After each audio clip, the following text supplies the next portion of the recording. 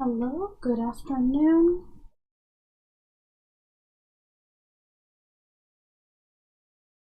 Give me a second, I was running around for a bit.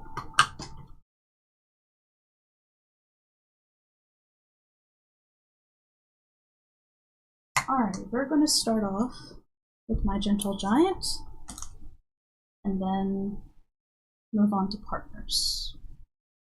There's a lot to get done this week, but it's the last day of the month, so we're going to knock out whatever's left in our to-do list before making a new one for tomorrow. But I'll probably do that off stream later. Alright, we have 3 pages left. Honestly, I could work a page a day. Oh no! Why is there something crazy going on over here?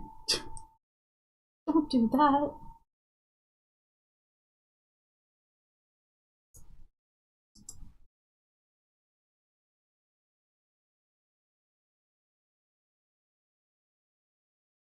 One second.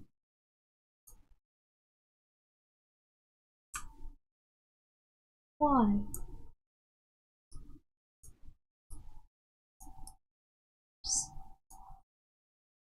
I don't know why I did that. Alright. OBS having a moment. Alright.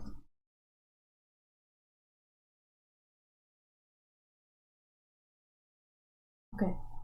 Everything's working, right? Everything's fine?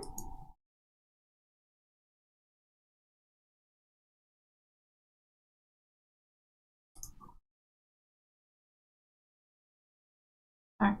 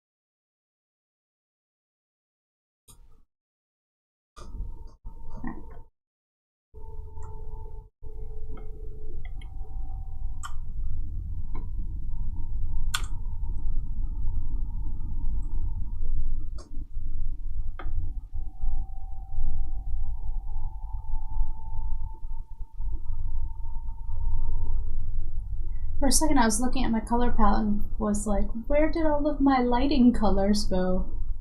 I'm in the wrong color palette because I was working on Sharpened Rabbit earlier. Let's get back to here. There we go. There's all my colors.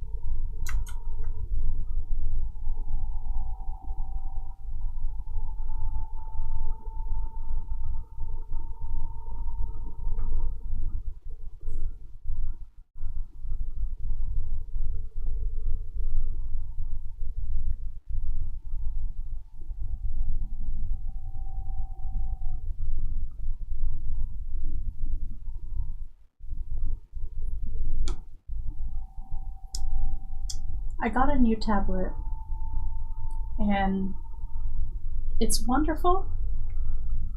A couple of old habits aren't working though because the Huion,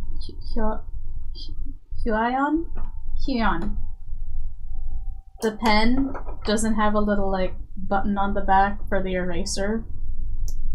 My Wacom did, and so I have a habit of flipping it over to erase things.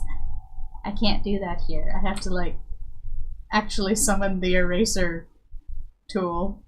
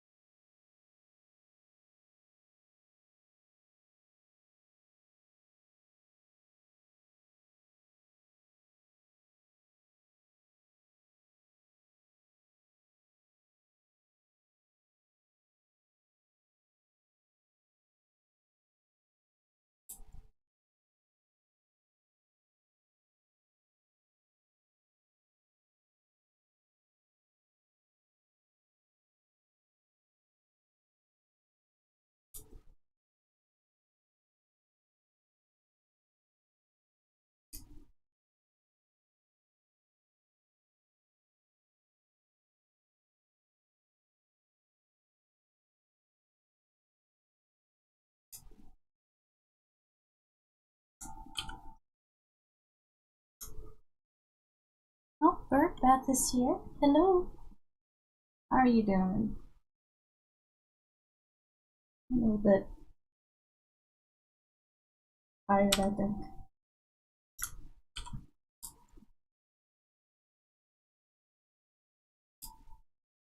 Probably because I was out of town this weekend. And even though that was fun, it did take energy.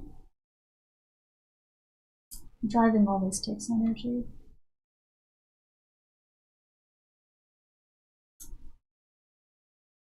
Ah. Something. Okay. Oh.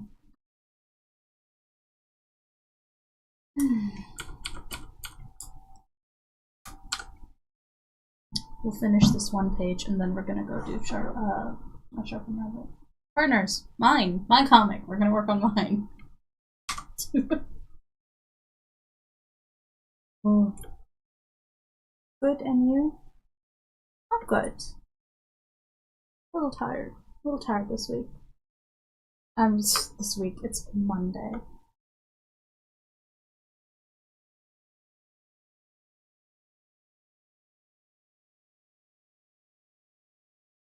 I need to check real quick.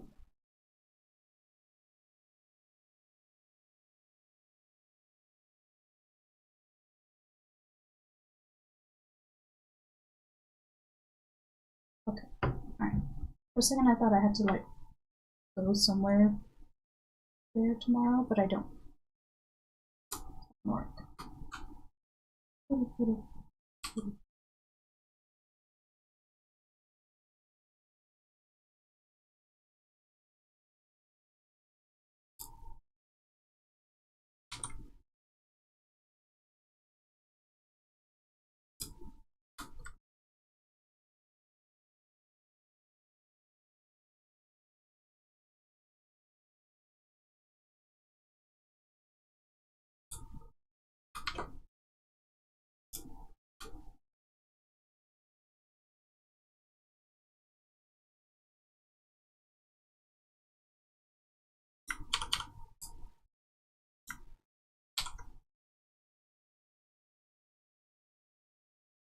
Time to lurk. Enjoy your lurking, Birdbath.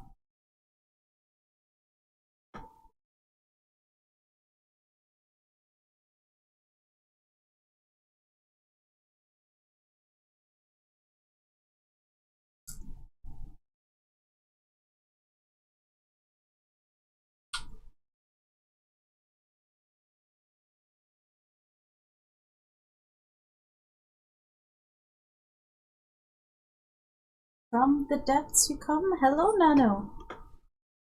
How's it going? Happy Monday.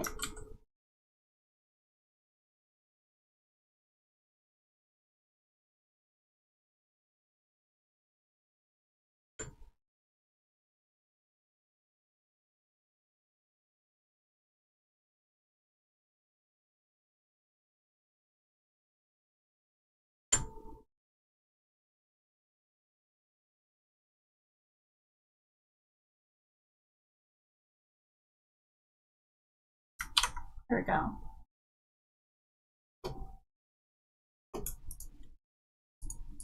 Oops. There we go. This does not have any dialogue. Fantastic. This page is done. Save. Export. Hold on. Let me make sure it's exporting to the right place. Ah, we have ads. We're pausing for ads over on the Twitch side. Which is just as well, because I'm just going to close this up and then open up a new thing. Yeah, this would be saving to the wrong folder. I need to fix that.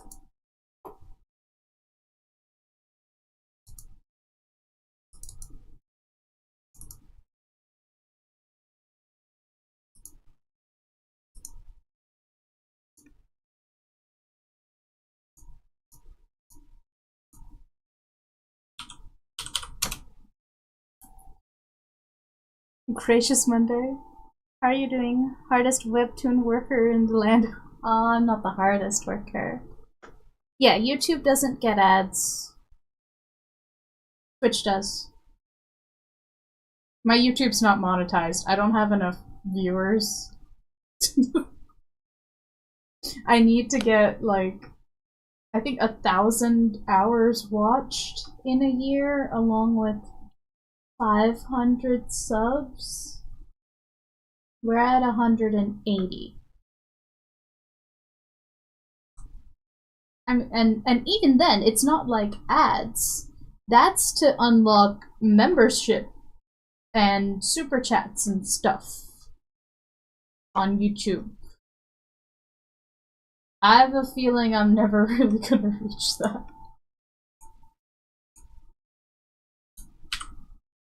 But that's okay, because I'm not a streamer. I'm a webcomic artist. Oh wait, instead of going into partners, what we're gonna do is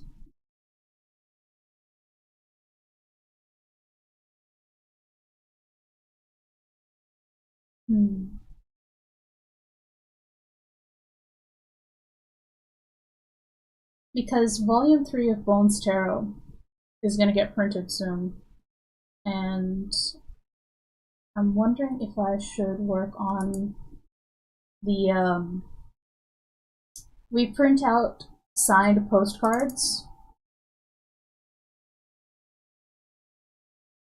and on those, I didn't set that up yet, have I?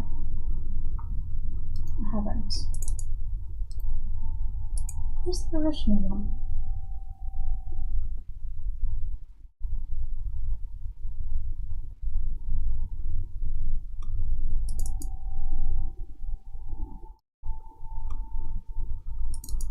Ah, here we go.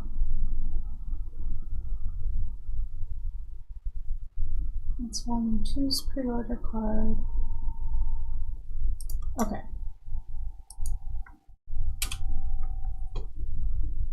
We might as well get some sketching done for this. At the cost of faster replay on Twitch, you get ads. Oh, yeah. Yeah, there is less latency. Anyway, Volume 3 of Bones Tarot. I can show you the,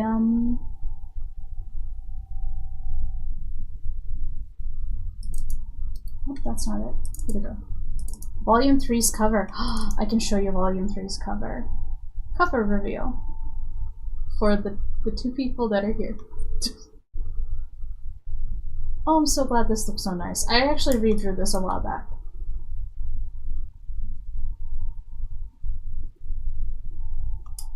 Yeah, this.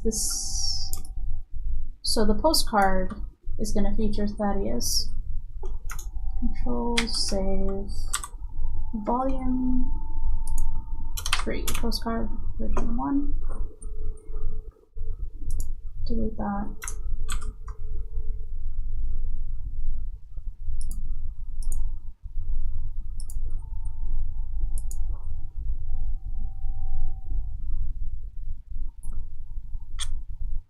This is where my signature would go.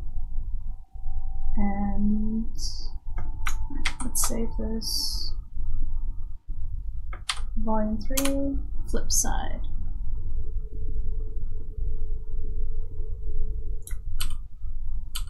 Ah.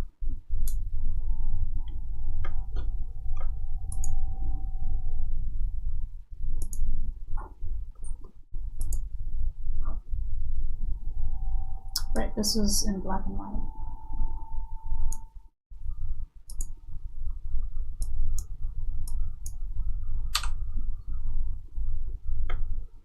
Let's see.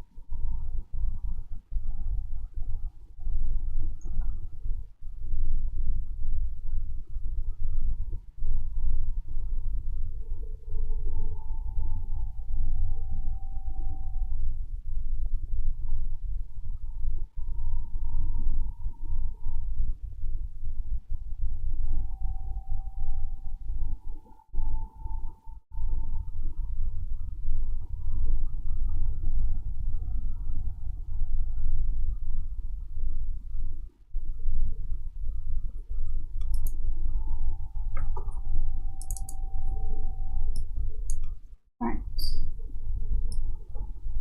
I needed an idea for a pose. I saw an apple tier list where it's talking about varieties of apples, and it's like, oh, Red Delicious apples aren't good for anything but eating fresh, and it upset my spirit. Aw. I don't think Red Delicious apples are fit for human consumption. Oh no. Yeah, I like Honeycrisp. Honeycrisp and Fuji apples I've always really liked. Alright. Let's make a sketch for Thaddeus's postcard.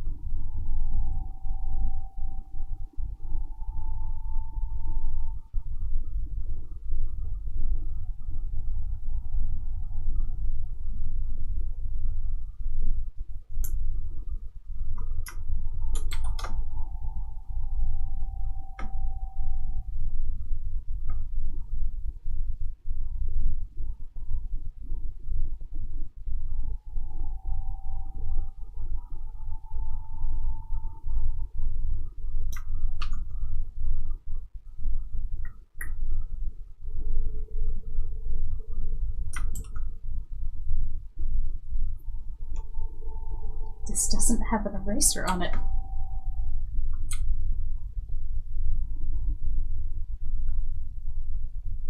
Heck, come on.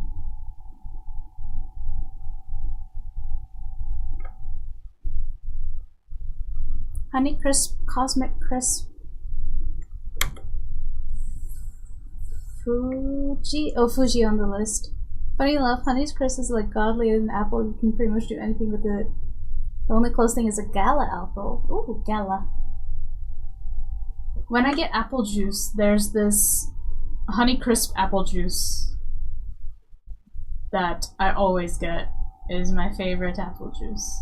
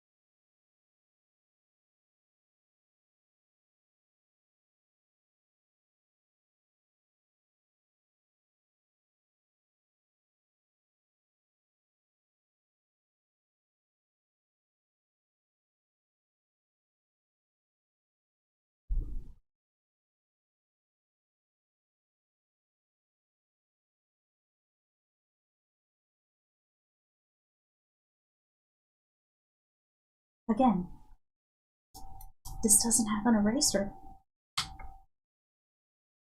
This is gonna take me a long time to get used to. Okay.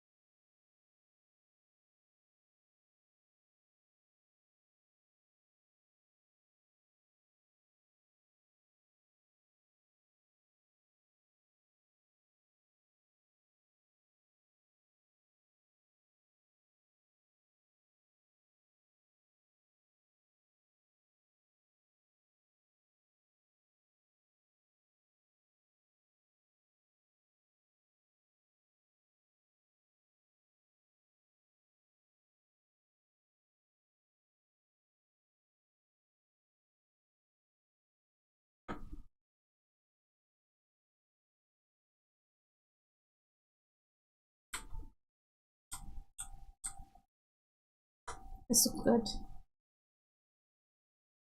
Honeycrisp apple juice, chilled to perfection? Yes. The apple juice sits in the fridge. Oh, now I want apple juice. I should have got some. This feels very saturated. But that's probably because this new tablet has more pixels, more color on it, and I'm not used to it yet. Like, this feels super saturated, but it looks nice on the other screen as well, so...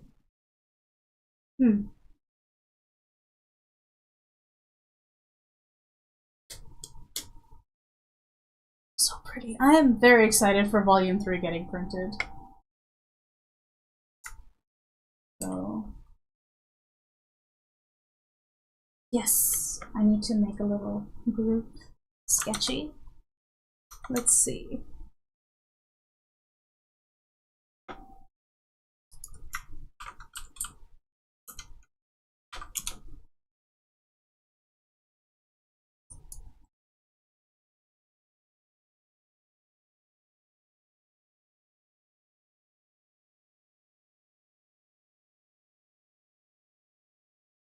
Let's see.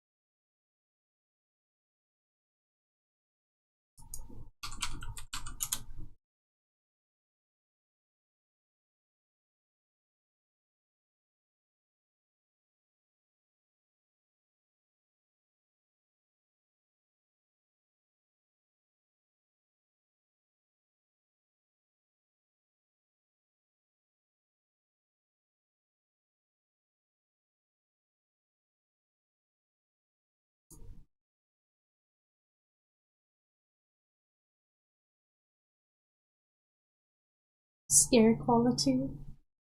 You're seeing into realms, into the canvas you've never glimpsed before.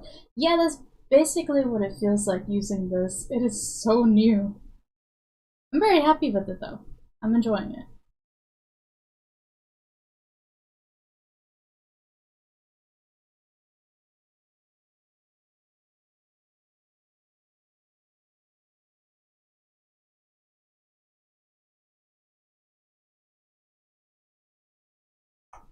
Yeah, maybe on the back of this.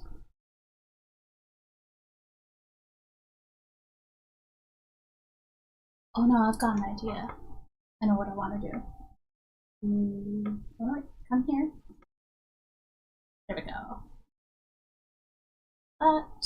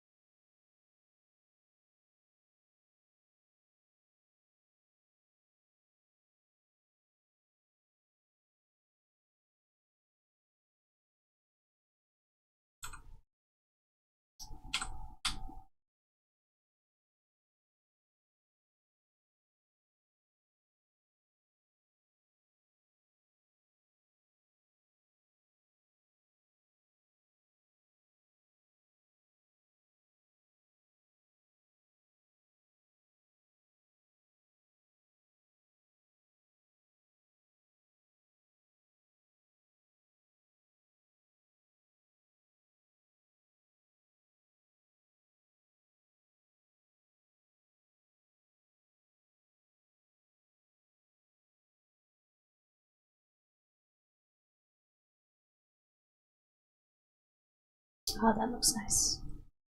Cool, cool, cool, cool. Ear, jaw, back of head.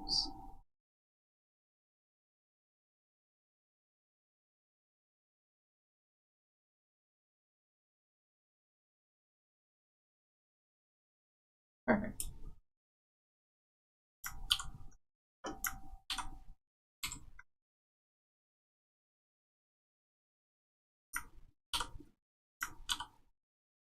Cool. So these are going to be the two sides of the postcard.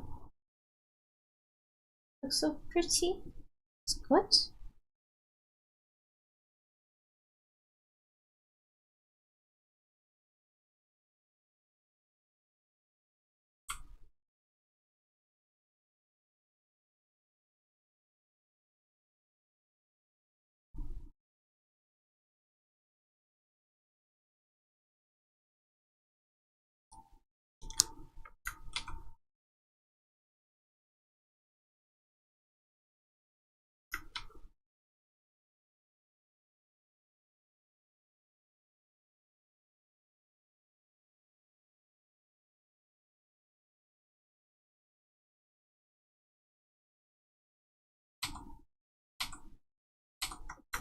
Alright.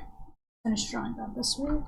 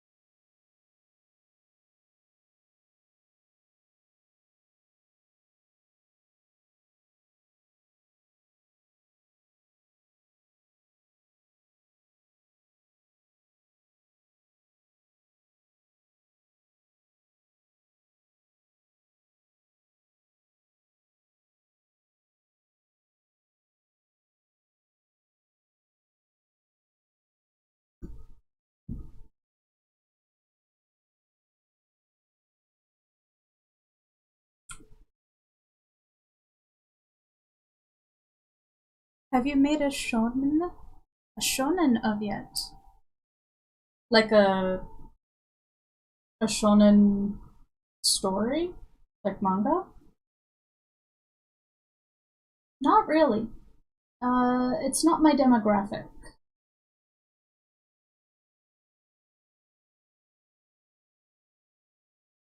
I think with comics nowadays, almost all of them are gonna be BL. So at most, it's gonna be like josei.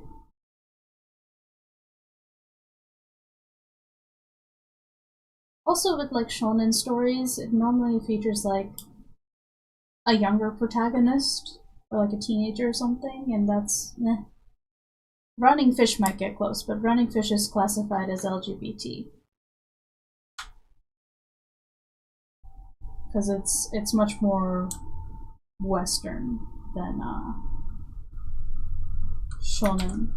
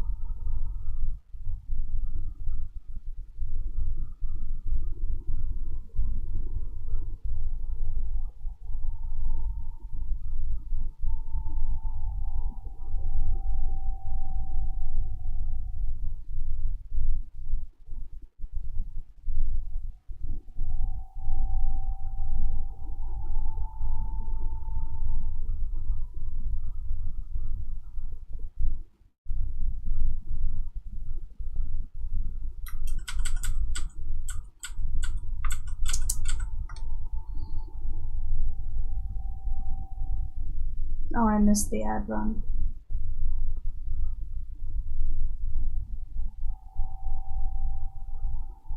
It's alright. We weren't talking about anything.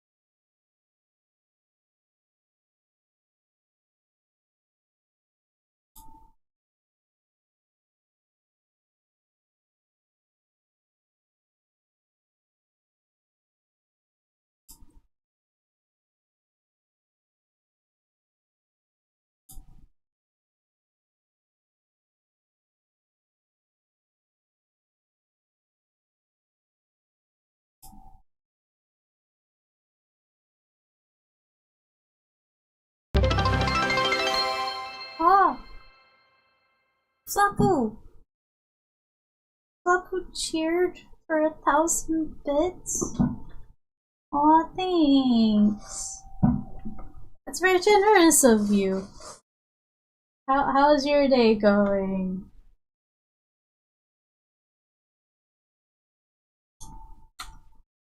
Oh, since you're here, let me share something with the Discord. I need to save JPEGs of them first, though.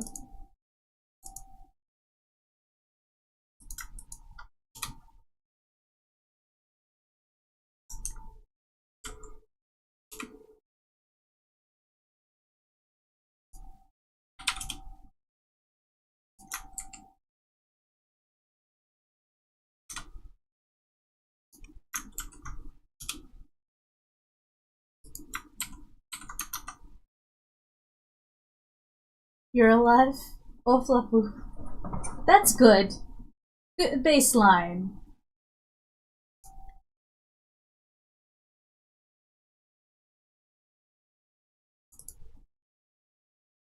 I'm gonna make a small announcement over in the Partners Updates channel. Boop, boop.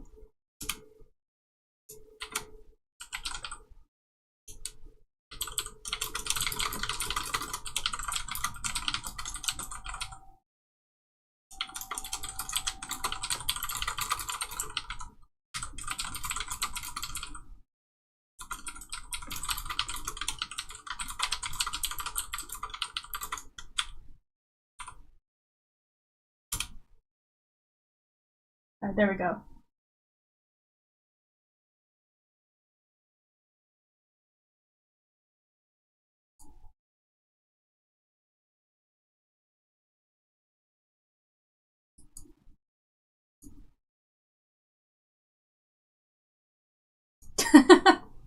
I see Fluffy saw the sketches for the postcards. Yep. We're going to be hopefully gearing up soon for Volume 3's printing. You like it? Mm.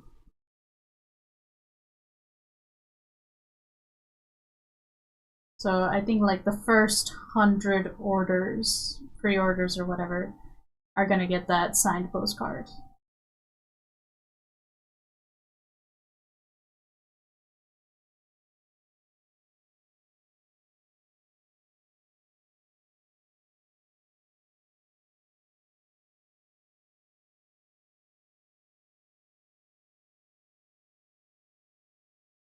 You never got your third set that you ordered?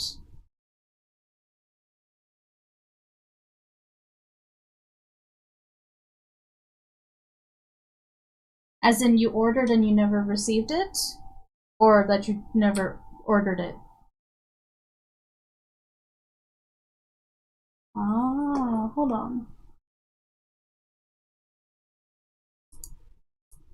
If you have some kind of confirmation email, I might be able to pass it forward to the printer.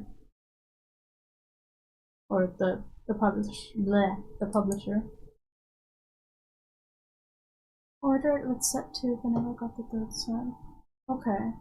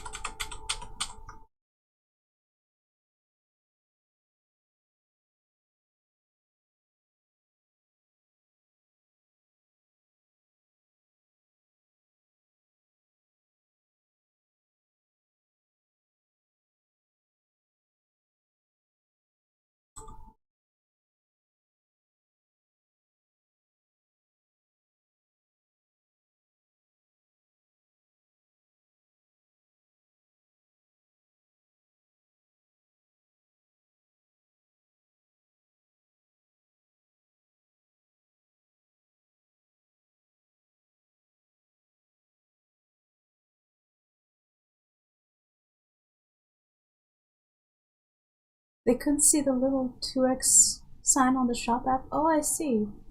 Oh no. Oh jeez.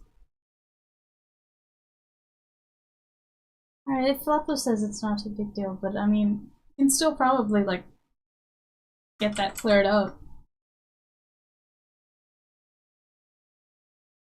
I need Twitch and other platforms to stop trying to be like TikTok.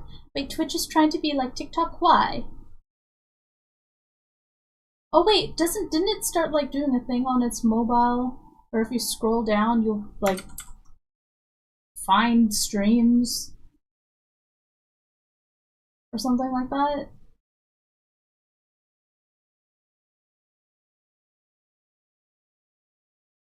They made that change a while ago. I wasn't keeping track of that. You know, that might actually have something to do with why my Twitch stopped growing or something. Because Twitch has been dead. Nothing happens on my Twitch. Like, we were like growing for a bit there, and now it's kind of flipped and like new people find me through YouTube. So,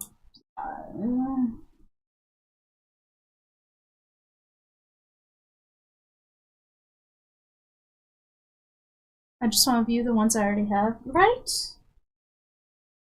Most people who go on like streams and stuff kind of like know what they're looking for.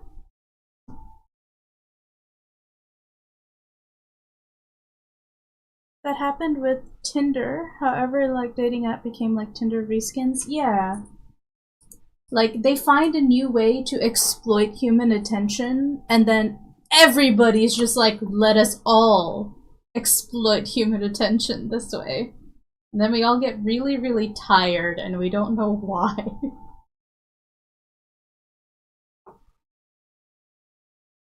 Why am I trying to open something? What did I want? Ah, I need a reference.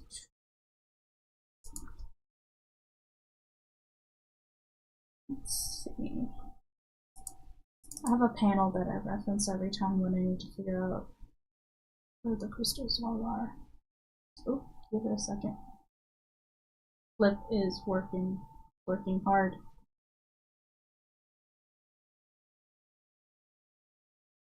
Super weird. Oh, Zapu. Yeah. What software are you using to record? Oh, hello, La. Is this your first time in the stream? I'm using OBS. And Clip is... Currently on my screen, Clip is black because I'm trying to open a file. And I don't think it liked how big the file is. Oh, jeez.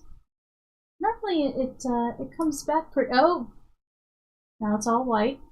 But Studio Paint is not responding. We're gonna wait. We're gonna wait for it to respond. Oh, it's back. Oh, thank goodness. Alright. Let's save. Let's save our page. Save the progress we've made, no? Let me stuff out of the way.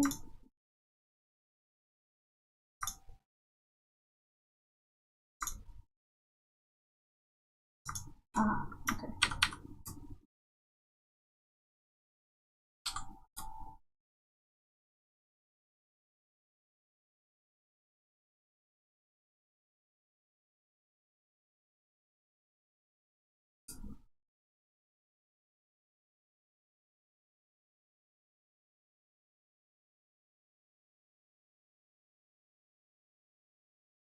Is your comic on Webtoon, all caps? No. Well, sort of.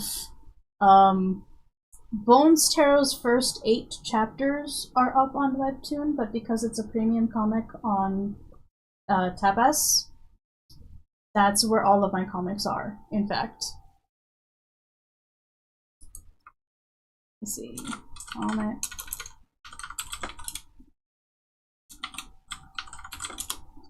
Keep forgetting if it's just the one.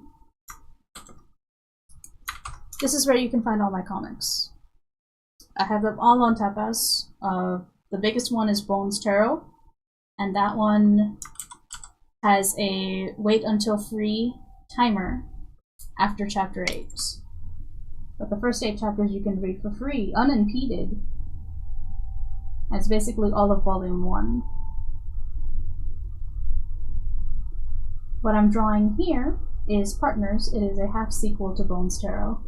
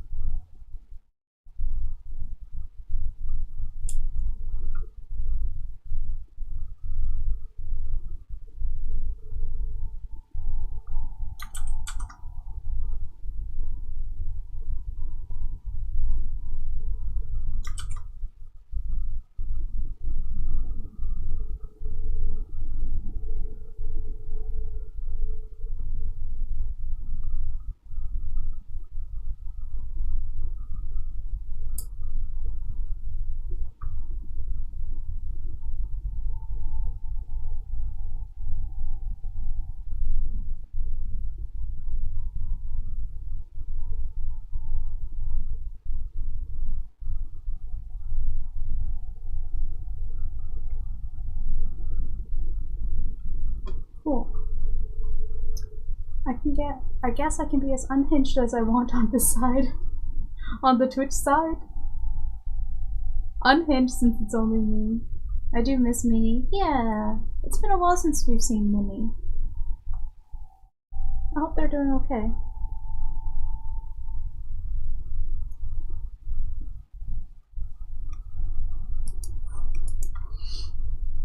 It's been a bit.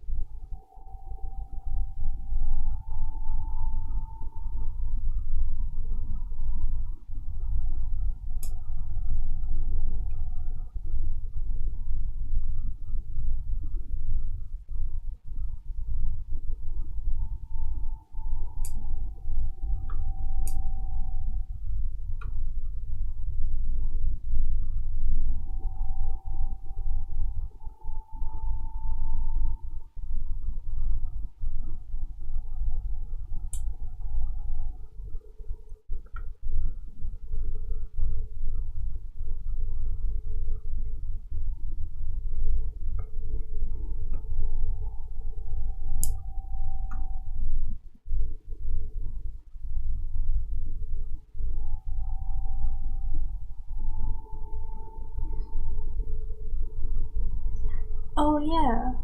Let's see. Hold on. First, should we do a pulse check in Discord? I think we can. I think it wouldn't hurt. Cause let me check Discord.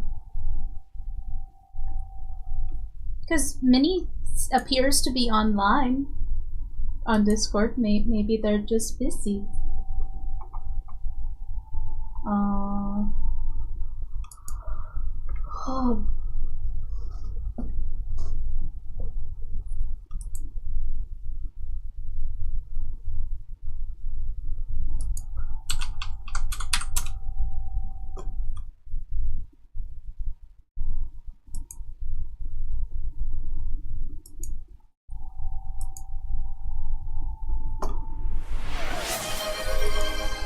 What's this noise? Oh my god!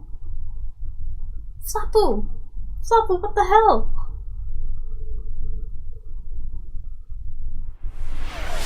Flapu just gifted like a bajillion tier 1 subs to everyone? Flapu, you didn't have to do that. You single-handedly started a hype train.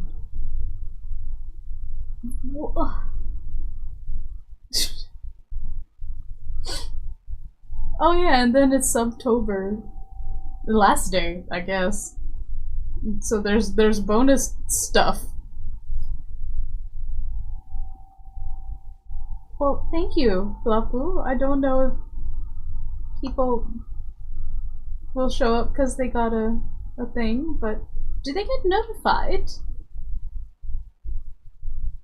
if they get a gift? Anyway, Portable Bird Bath got a tier 1 sub, so Bird Bath, if you don't want ads on Twitch and a lower latency, you now have that.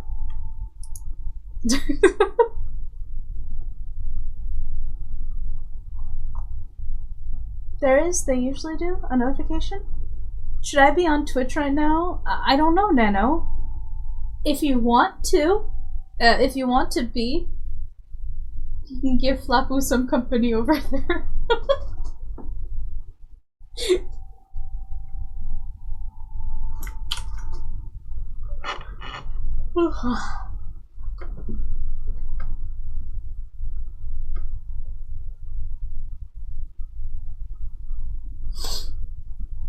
It helps. Also, it helps give you money if they're on the Twitch side. That is true. If you want to support me a little bit more monetarily, Twitch is better than YouTube. But, you know, it's whatever you want to do. I don't have power over you. It does help every little bit. I mean, I don't get much off of ads, but it certainly doesn't hurt. Yeah, YouTube doesn't give me anything. YouTube gives me new viewers to whom I can introduce myself and be like, hey, read my comics. Which, you know, if they wait until free and stuff on like Bones Tarot and whatnot, that helps.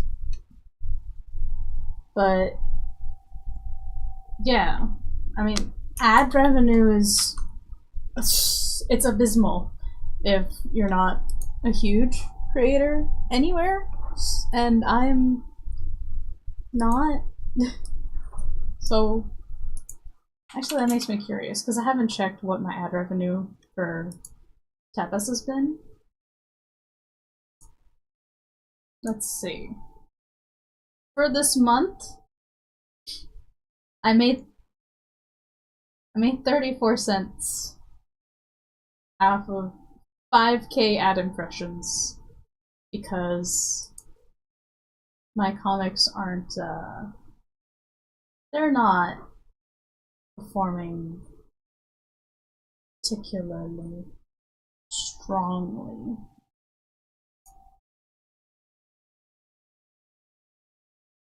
At all. It is what it is. I mean, they're performing strongly enough to give me like a nice chunk of side, like, income to to help out. Like, it's grocery money, you know?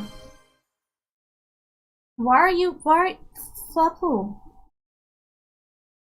Flapu! That's so many subs! Thank you, but also, stop!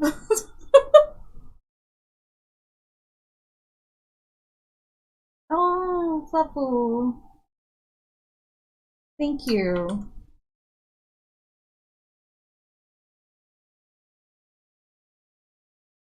We got to a level 6 hype train off of Flapu's enthusiasm alone.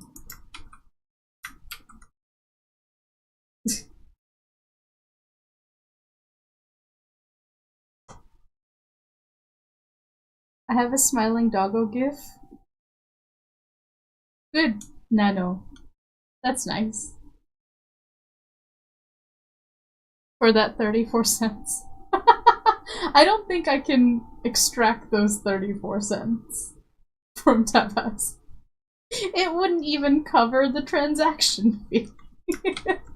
Actually, no. Tapas eats the transaction fees when you are able to withdraw your revenue. They do that, which is why you need a minimum $25. I currently have 13 from ads and people donating ink to me on Tapas.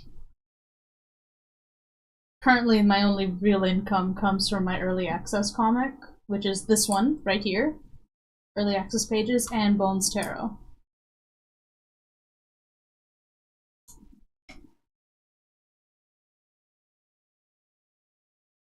And at this point, I'm just kind of like, I'm not entirely sure how to how to grow the comic. I mean, I know advertising is a part of it. I don't know how to do it. And I know I have to, like, I don't know, read up on it or something, learn something, do anything at all on like TikTok and stuff, but I don't have an eraser. I miss the eraser on my pen. I'm gonna keep hitting the back of this pen against my new tablet for weeks. I got thoroughly distracted. So I don't know what I was talking about.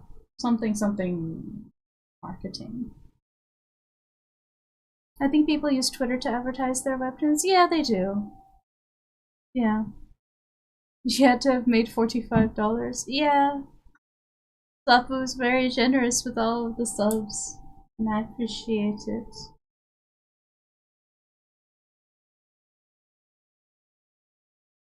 It's fine. We're launching the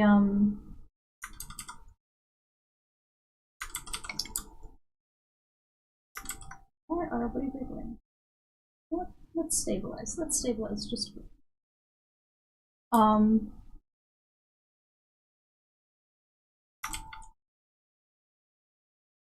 was I gonna say? Yeah, Twitter, TikTok. Like, those would be the two places to advertise Bones Tarot. But it's kind of like, even though I know where to do it, I don't know how to do it effectively. You know? Like, there's a whole thing to marketing that I don't know how to do. I have some ideas for, like, TikTok, for instance, because I looked into this sort of like marketing thing for novels, and comics tell stories too, so like a lot of the things do overlap, and I mean, I have my own visuals, which just help. But,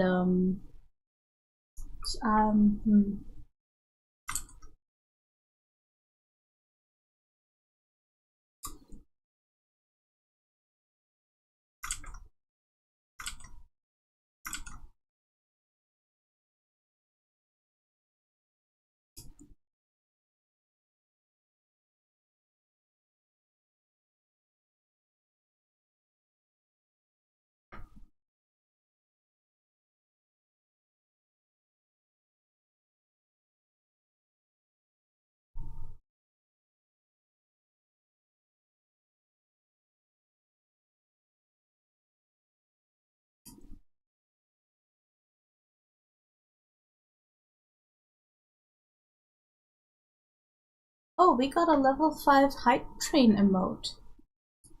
I don't know what that is. I can't tell what that is.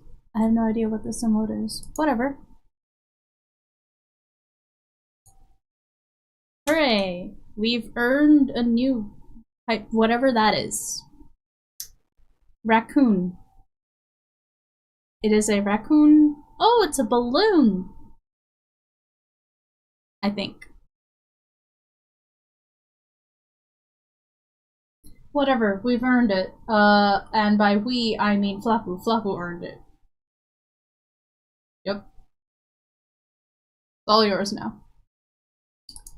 Do you do any cons? Possibly you can garner new readers from cons. A lot of anime cons such have manga readers. I know. I don't do cons for a number of reasons. One, traveling takes a lot of energy out of me. Two, it takes money to like set up a vendor thing. Three, I would need to have one or two people with me so that I'm not like alone. So I'm not alone at the vendor table all day without the ability to like take breaks. Social anxiety.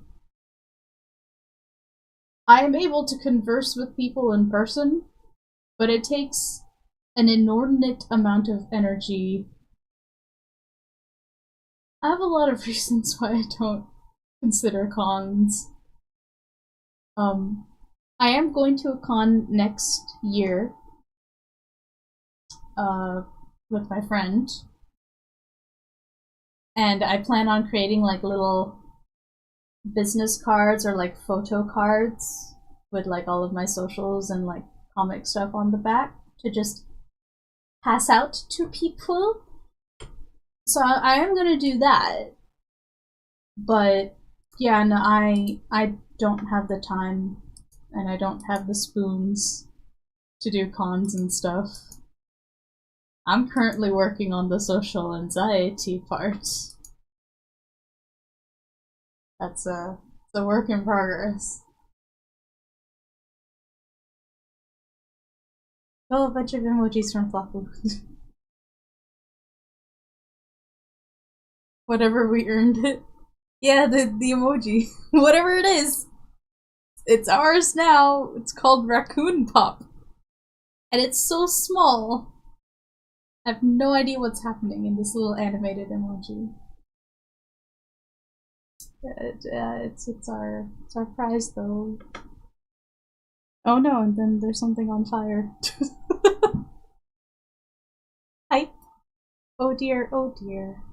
Oh. Papa's got some neat emojis.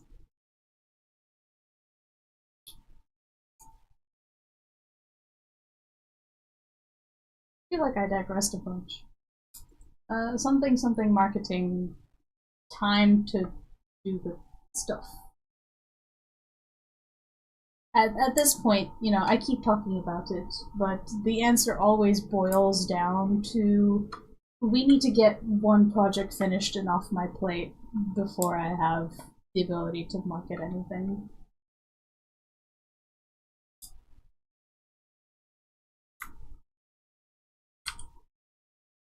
Is at the moment I have to do it on my own.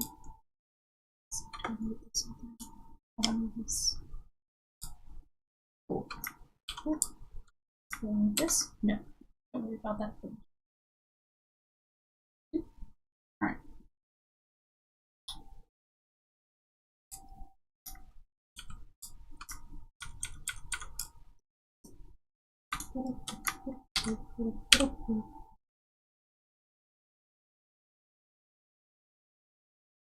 Safu, if you want, try making a fan thing to help advertise your stuff on Twitter. Oh, Fluffy, no. You don't have to go out of your way for that. Because, like, word of mouth, I feel, ought to be self-directed by people who, like, really want to do it because they like the thing. As much as I would appreciate it, Flappy, you already support me in so many ways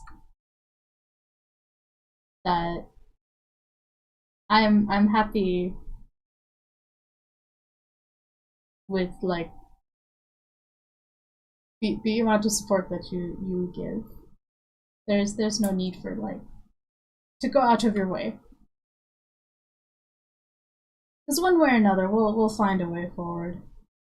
I've been doing this long enough to know that something's got to give eventually, and at the moment, it's really just my my disaster brain that keeps wanting to plan things, assuming something's going to go wrong at any moment, to forget that like things are fine right now. Like I don't have to worry right now.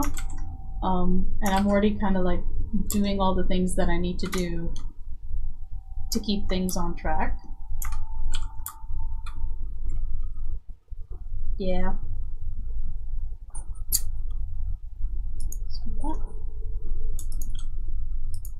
Is it done?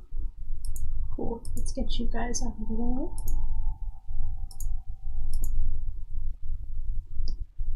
One color palette.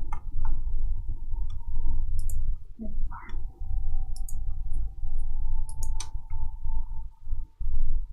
Oh, the walls are very green, but it's much more desaturated on my other screen. I'm gonna have to... That's the thing about these displays, you know? Like, how green does this look to you on your own screen? Because different screens have different qualities.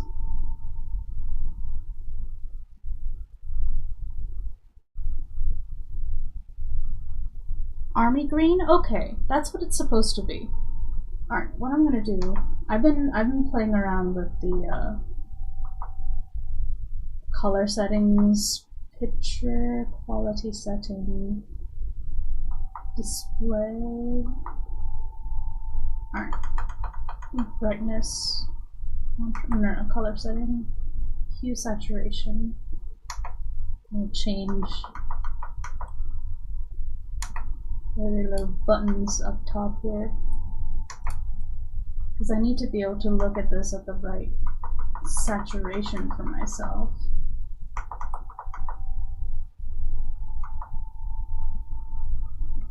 Okay, I think I need it to be at 35 to match with the right colors. Cool. Let's try that for a bit. It's like these tiny tweaks. Okay, so now this looks like army green to me on my screen, which is what it's supposed to be.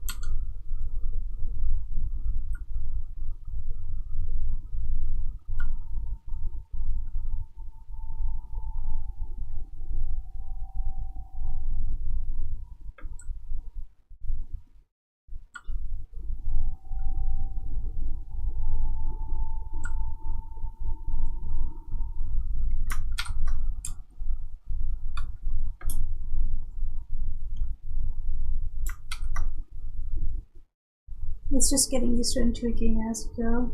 Yeah, that's what I'm doing so far. I think this lowering the saturation of the display has brought it back to the colors that I know that I use, while still giving me like a really nice gamut.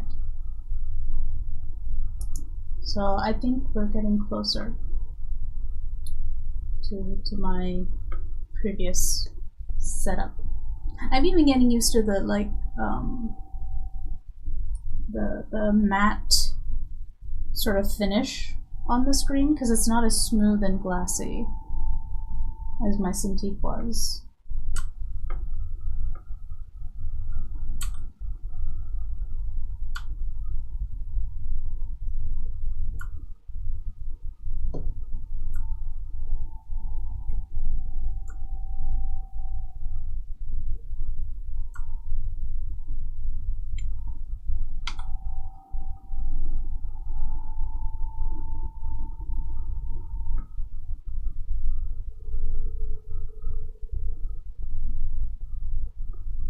Do you have merch, like stickers and such? No.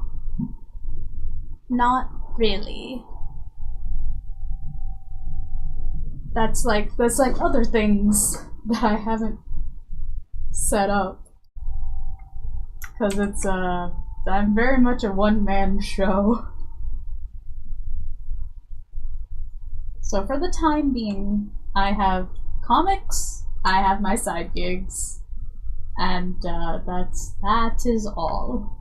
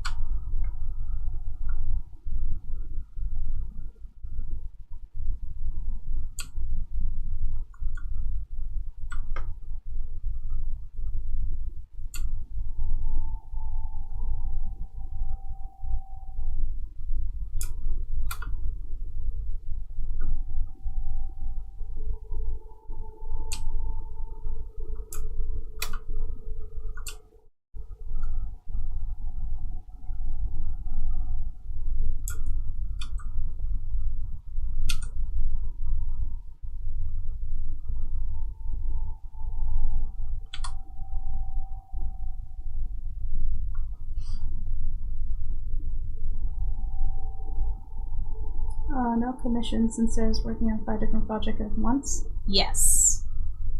Commissions are not open, and as of right now, even if I did commissions, I would not do them for strangers. Yeah, the commissions have become extremely exclusive. Led by mine own whims alone.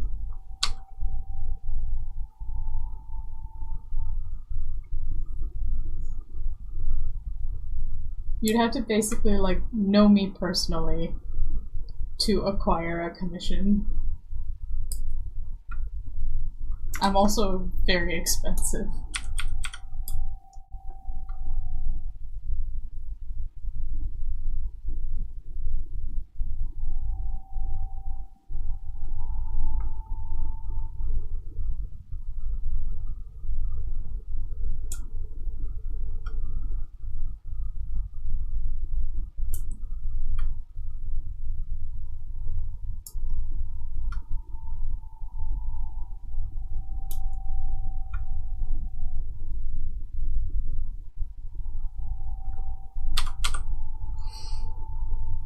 But yeah, it largely boils down to there's not enough time. I'm currently maxed out on my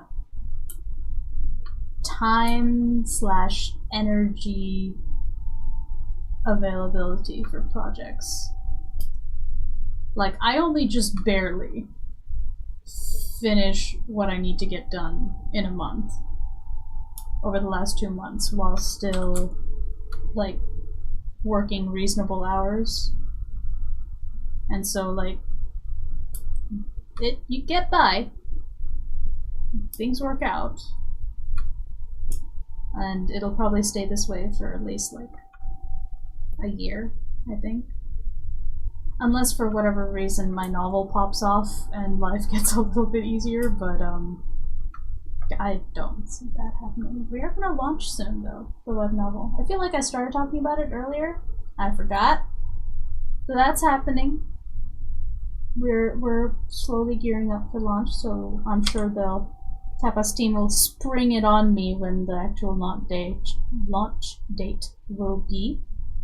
So here's hoping.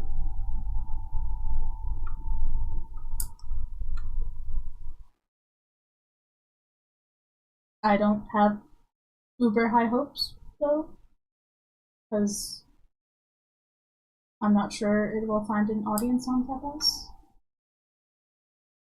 I mean, that's also like past skepticism from my experience with Soha coming back. I think it'll find a small, loyal audience of like 12 people. That's my optimistic number. Because I think it'll launch and a bunch of people will subscribe to it intending to read it. And then they'll forget it exists, and then every time I post and they get a notification, they'll remember it exists and then unsub.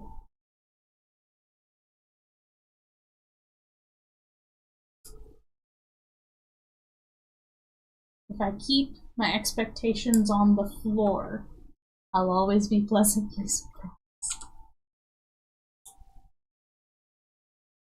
I don't mind being proven wrong.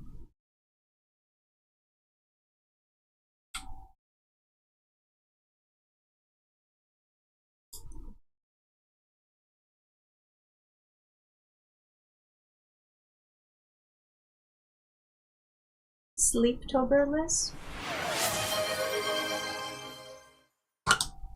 Haha! I'm ahead of you, Flapu. I was already picking up my water bottle when you asked me to hydrate.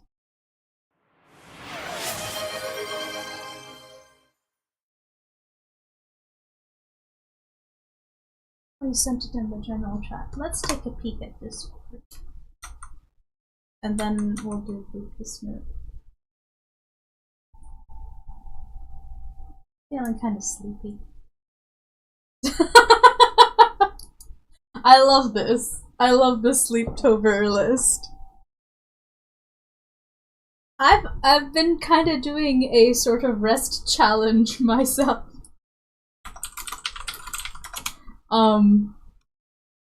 Where for the last, I don't know, 5 weeks or something like that, I made basically a schedule. I can show you my schedule. My sleep calendar, if you will. Ignore the monthly things. Actually. Yeah, anyway. I made this to effectively, like, visualize my work. And so this is what I try to do. Lunch has kind of been skipped. Like, I'll eat at 4 when I finish work.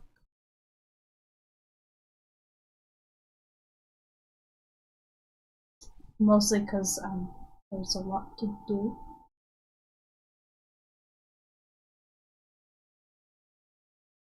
Oh no. And then 11 p.m. bedtime.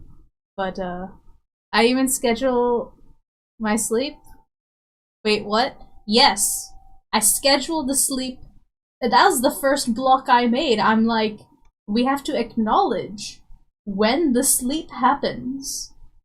That way you make it visible, you know? Because if it's invisible, you don't give it the weight that it deserves. So my sleep is remarkably regular. I try to be in bed by 11, and I wake up at 7. I get out of bed at 7 because I put my phone across the room, and then the alarm goes off. So I don't charge my phone overnight, I charge it whenever I see it going low, and I've got chargers near my computer. So it's been a healthier sleep environment for me. And yeah, Flapu does force me to go to bed. Like, at the stroke of 11, they're just like, good night! And then they send me, like, gifs of animals screaming if I ignore that. Sometimes when I'm tired, I do go to bed early. Yes. Like last night. Do you have, like, tiny snacks? Well, that's the thing, Flapu. Like, I'm not hungry.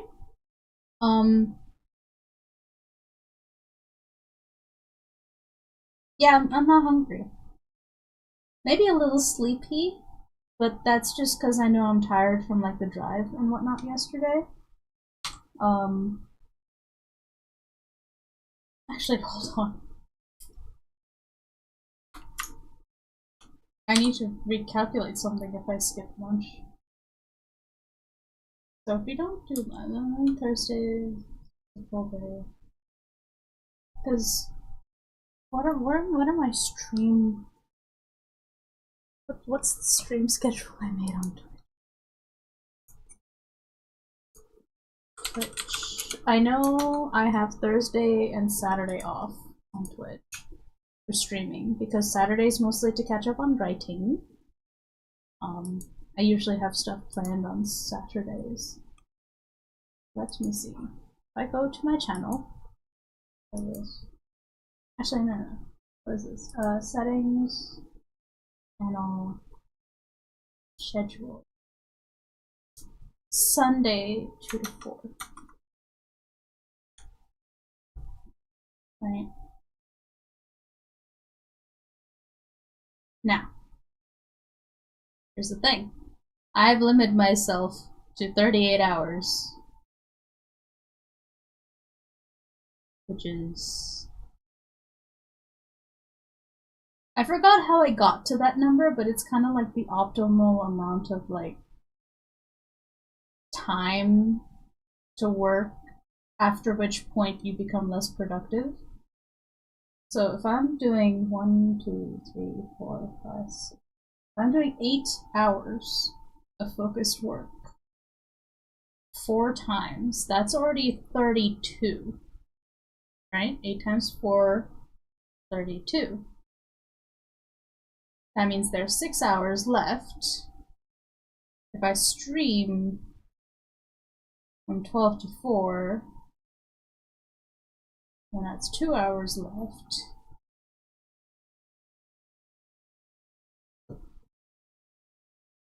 That means work looks more like this. More time off on the weekends. I thought weekends were both half days. They kind of are, but like, if I do all of the main work during the work week, then honestly, having more time off on weekends is great. A webtoon about sleeping would probably go viral because it's such a relatable thing. Yeah. You do Kempo? I do! I've been practicing American Kempo karate for the last 10 years. Yeah, about 10 years. Should be 11 next year.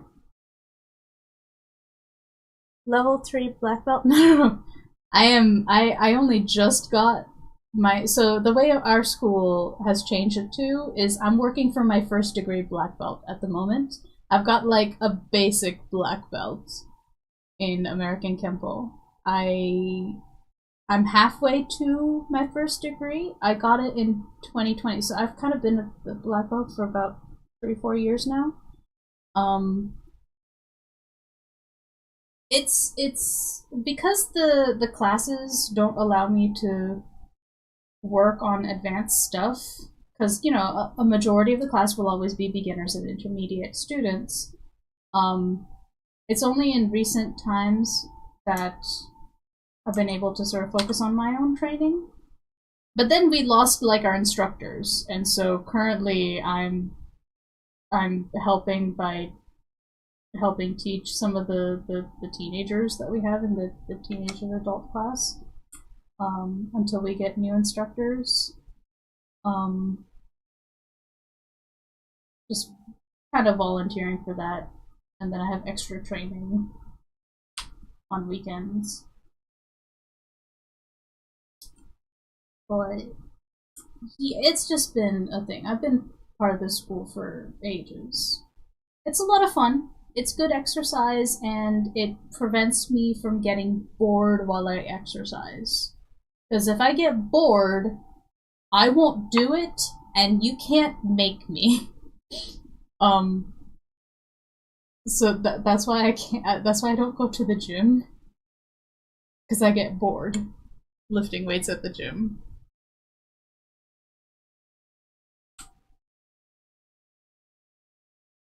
So I just knew that when I changed my career path from psychology to art, I realized I needed to really up my exercise game if I planned to like sit and draw most of the time. And so that's why I started Kempo. I like this little school, and then the school's grown and it's been really nice. Like, we went from like one of those like strip mall hole in the wall places into our own independent building that we share with a dance studio. And so it's really just a unique, one-of-a-kind place, and I like it. I hope it stays open for a very long time.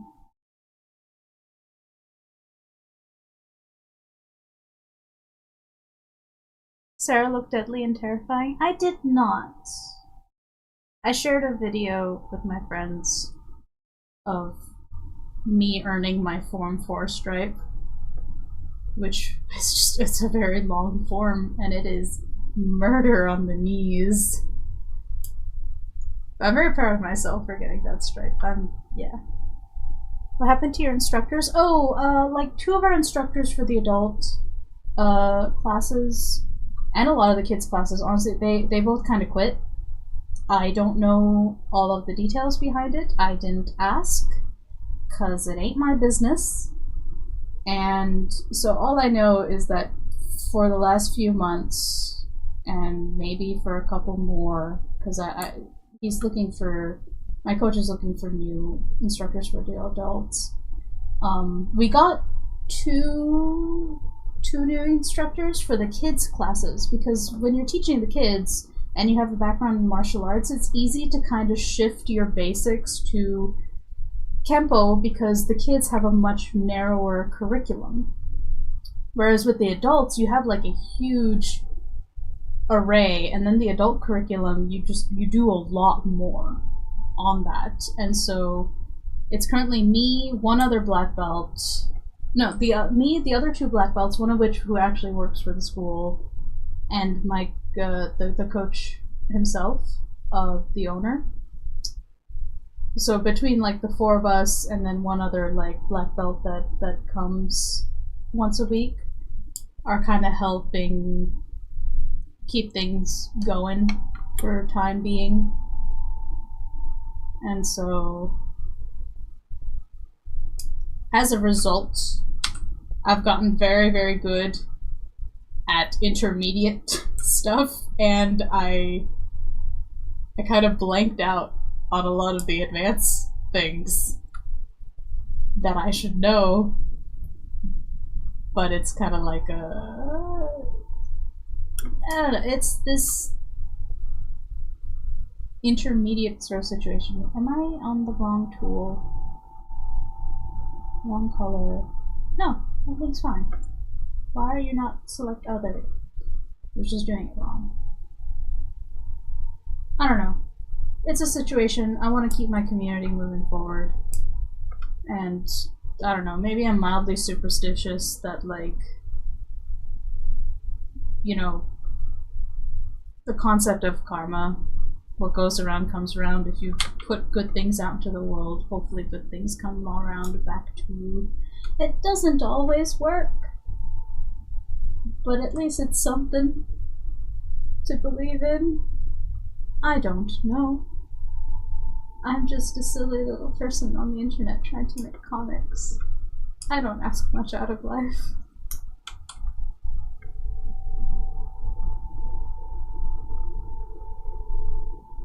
We dance on Tuesdays and kick buns on Thursdays. It's beautiful. That's fun, Nano. Sarah's breathing was deadly. Sounded like the Windbender Assassins. No. It's just proper breathing technique when you're doing a martial art. That's something I keep yelling at, like, the kids. Well, I don't yell at them, but I do, like, look them in the eye and I'm like, breathe. Because I see them doing their techniques and their forms, and they're holding their breath, or they're only breathing through their nose, and I'm like, you need to in through your nose, exhale through your mouth, otherwise you're going to run out of energy and oxygen to your brain and your body and your muscles and all that. And it's just like, breathe. Don't be self-conscious. Breathe. I keep threatening that I'm gonna make them ki instead of the exhale breathing that we do for American Temple. The ki is like the hya sound, except really loud and forceful and even more embarrassing for teenagers to do. So I keep saying if they don't breathe, I'm gonna make them ki. And I have that authority because I'm the black belt in the room.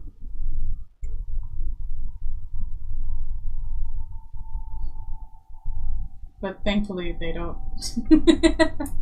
They're very eager to avoid feeling self-conscious. I promise I don't bully the teenagers.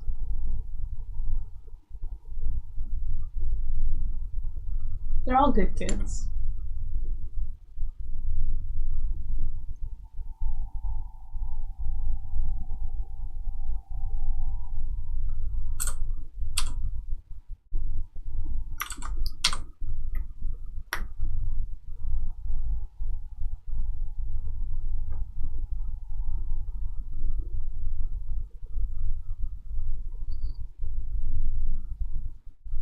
The boxing sound, yeah, sort of.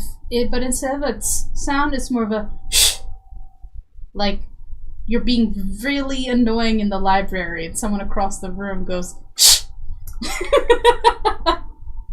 It's and the reason we do that is so that you like, you know, your mouth doesn't go dry when you're exhaling through your mouth.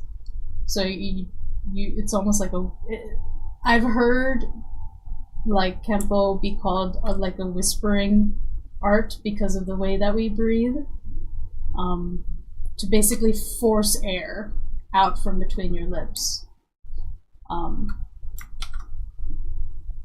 that's how I learned it. I've only ever done one martial art because I only ever started at this one place and stayed there, so I'm not familiar with any other martial art outside of American Temple.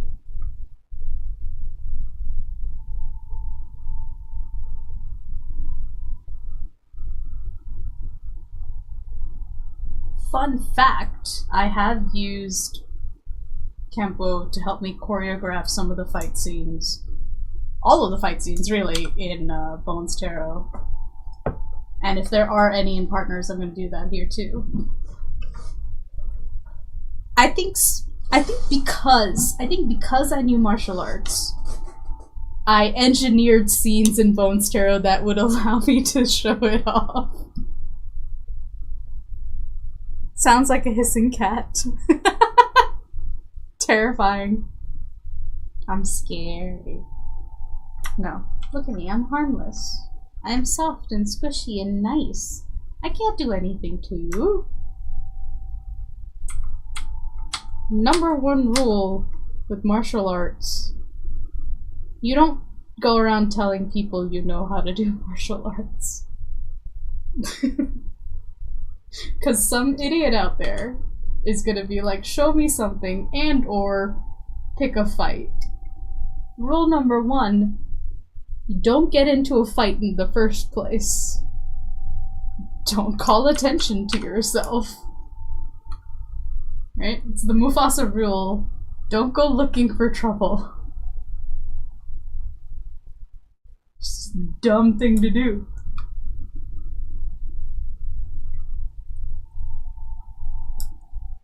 And I feel like the more martial arts you know, the less you should tell people.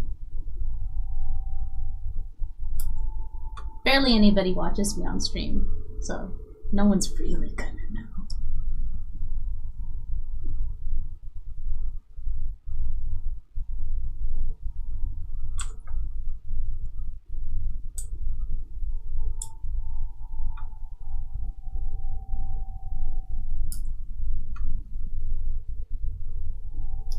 All right.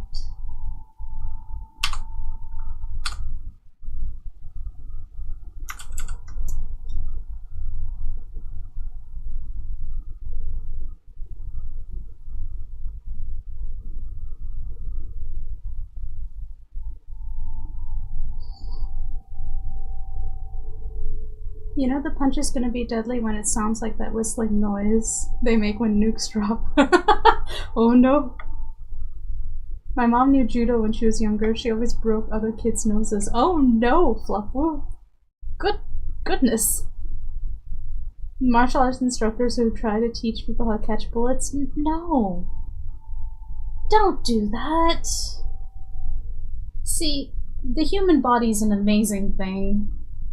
But there's some things even the human body and the average, like, martial artist can't do. Like, don't be dumb, right? The size of your opponent matters. The skill level of them matters. Whether or not they have a weapon really matters. Just like, don't be dumb. Exercise some common sense. Because she knew judo, she actually protected her when she was grabbed off the street by a group of men. Good, Flapu. I'm glad. He had to approach catching the bullet from the side.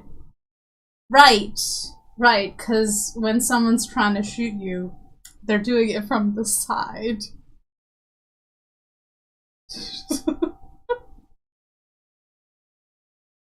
Like, it's almost as absurd as, like, the people who purport to have mystical powers from doing martial arts. Like, yeah, you can get a lot of, like, mental clarity and confidence and shit, but in the end, martial arts is just a method of movement, a method of moving the body. That's all it is. Like, Kempo itself is a study of movement. And body mechanics and all that other fun stuff. It's a set of principles, rules, and something governing the movement of the body. There's like a phrase that I keep forgetting, that I keep getting taught, then I keep forgetting it.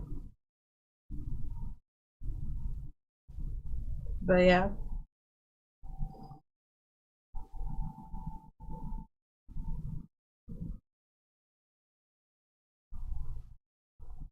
If you try to catch a bullet head on, it's gonna go through, but if you catch it on the side with 2 fingers, you'll get it.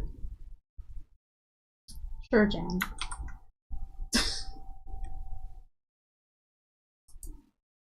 If someone said that to me with a straight face, I'd just turn around and go home.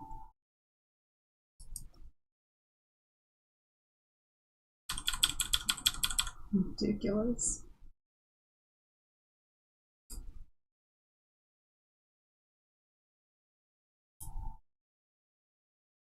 And if it can be done, that's a fluke and a trick shot.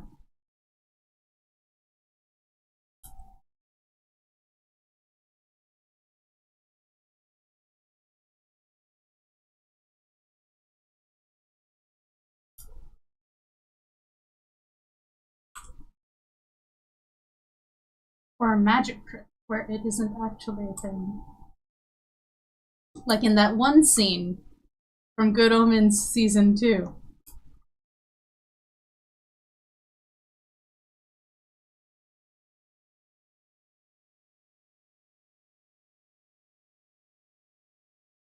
I see Flap who had fun swinging their wallet around. Gracias. Hey, Minnie! Minnie's over on Twitch side. Hi! We were just talking about how we missed you. Yeah, Flapu out here being uber generous. I forgot to boop the snoot!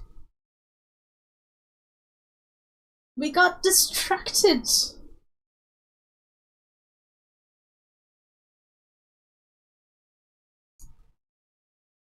Hey, Flapu. Flapu, are you paying attention? Are you ready? Here's your boop. I know, I forgot the boop mini. Awful. I'm just the worst. Anyway, because you redeemed boop this new. Are you ready? Here's your boop. Boop. That's for you. That's for Flapu. Better late than never.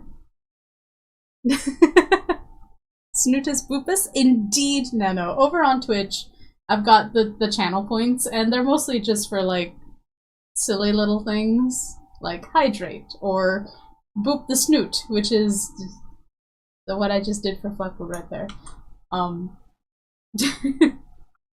There's also, like, Twitch doodles and stuff that I don't have time to get to. There's, like, I don't know, 15, 20 Twitch doodles I owe exactly 3 people, the same 3 people that redeemed these.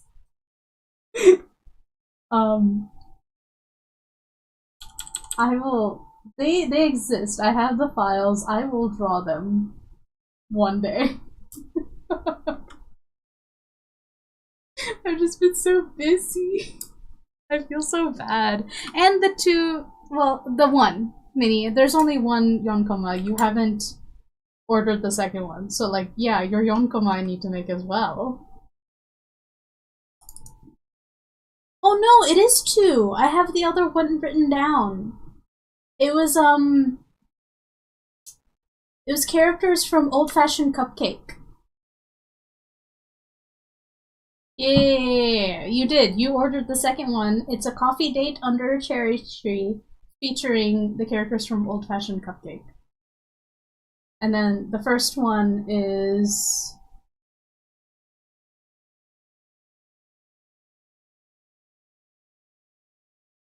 for the characters of My Boss is Goofy. I'm trying to read it off the little thumbnail so I don't have to open the file.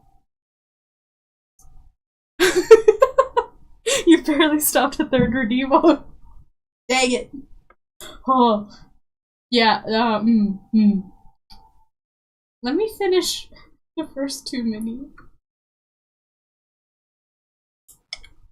God, because it's like the Twitch doodles are for fun, and I've just been so damn busy on, like, work that there's not much time left for fun, because as soon as I'm done working, I rest. Like, I've been doing a paint by number craft, I've been reading a bunch, I've just playing games. I try to step out of my office. Like, I only come back into this room if I want to play, like, a PC game. Like, that's the only time I should honestly walk back into this room if I'm not working. The office is the office for a reason. It just so happens that my PC is also a gaming tower. And all my fun games are over here.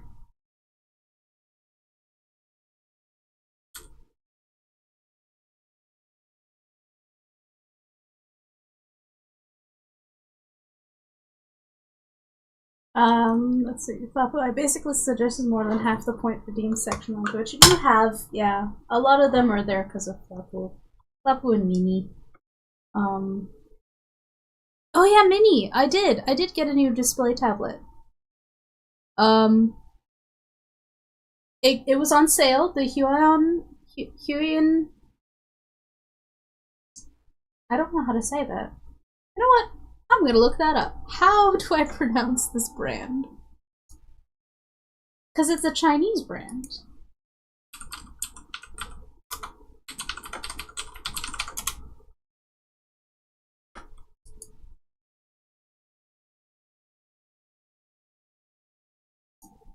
Here.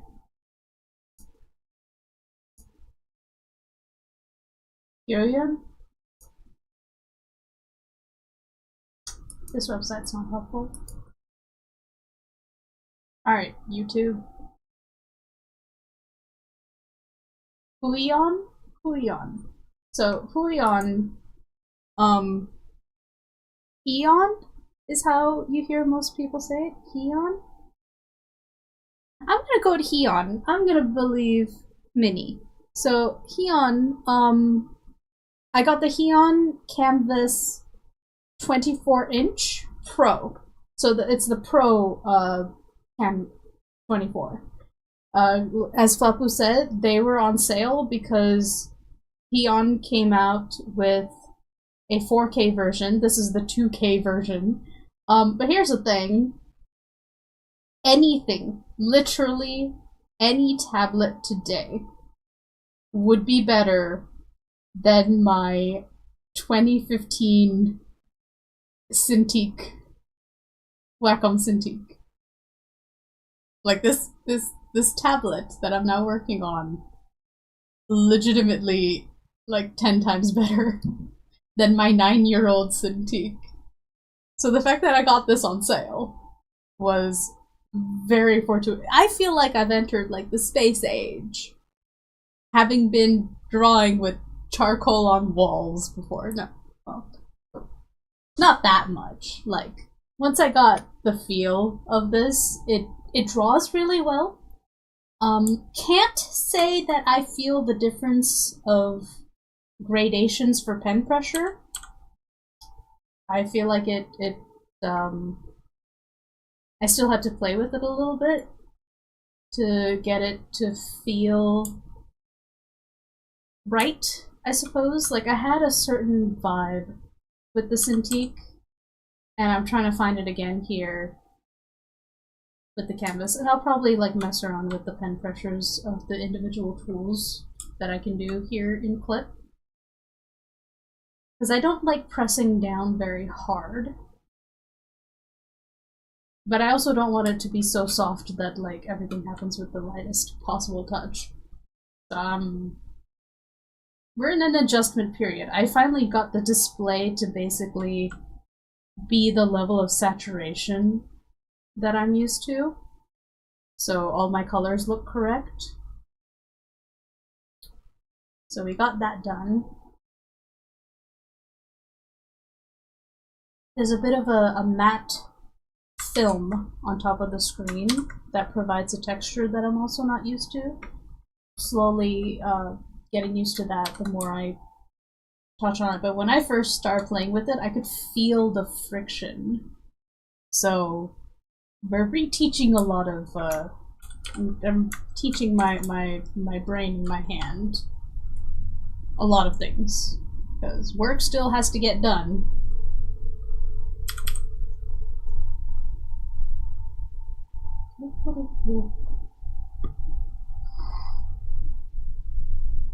Do you remember what brand that Honeycrisp apple juice is? Oh, it's Walmart's Great Value Organic Honeycrisp.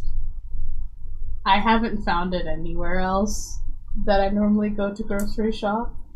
So it's the Honeycrisp apple juice is Great Value Organic Honeycrisp apple juice.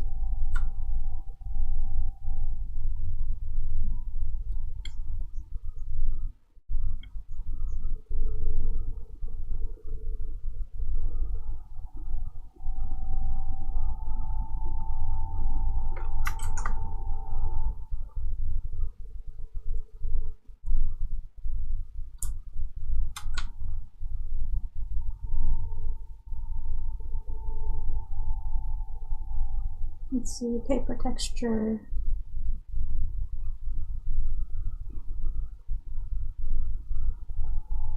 Only thing that Sarah hates is the end of the pen doesn't erase like Wacom. Yeah. This is not an eraser. I wouldn't say I hate it. I would say that I'm sad that I can't flip this over and use it like an eraser.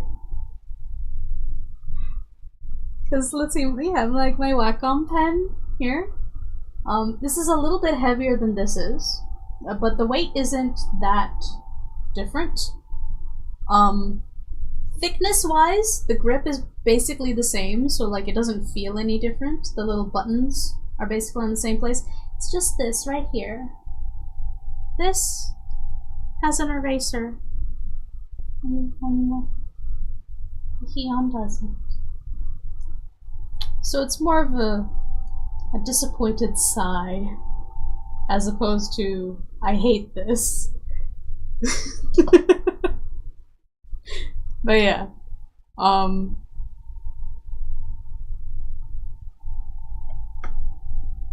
just get used to it. Gotta get used to manual switching brushes.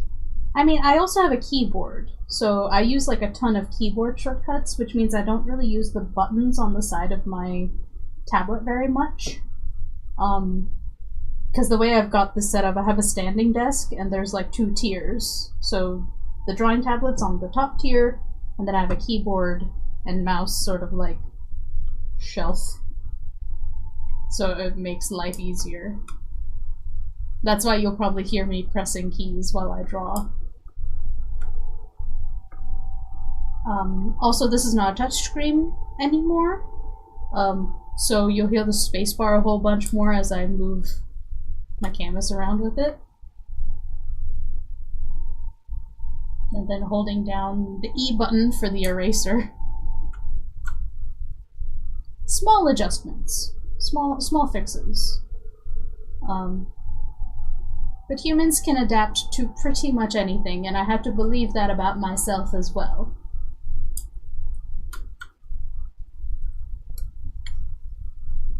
So other than a couple of small things here and there, not a huge ton has changed. Except the resolution. The resolution on this thing is beautiful. I love it. There's so much more room to do stuff.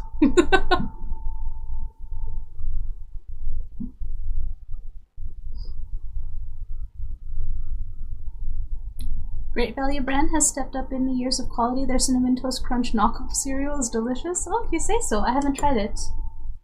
Their faux brand of sauce is very good.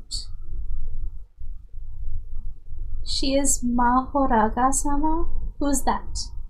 Nano, explain. Meanwhile, over on Twitch, a deep sadness of the loss of the eraser. Yeah. Yeah, it's just the...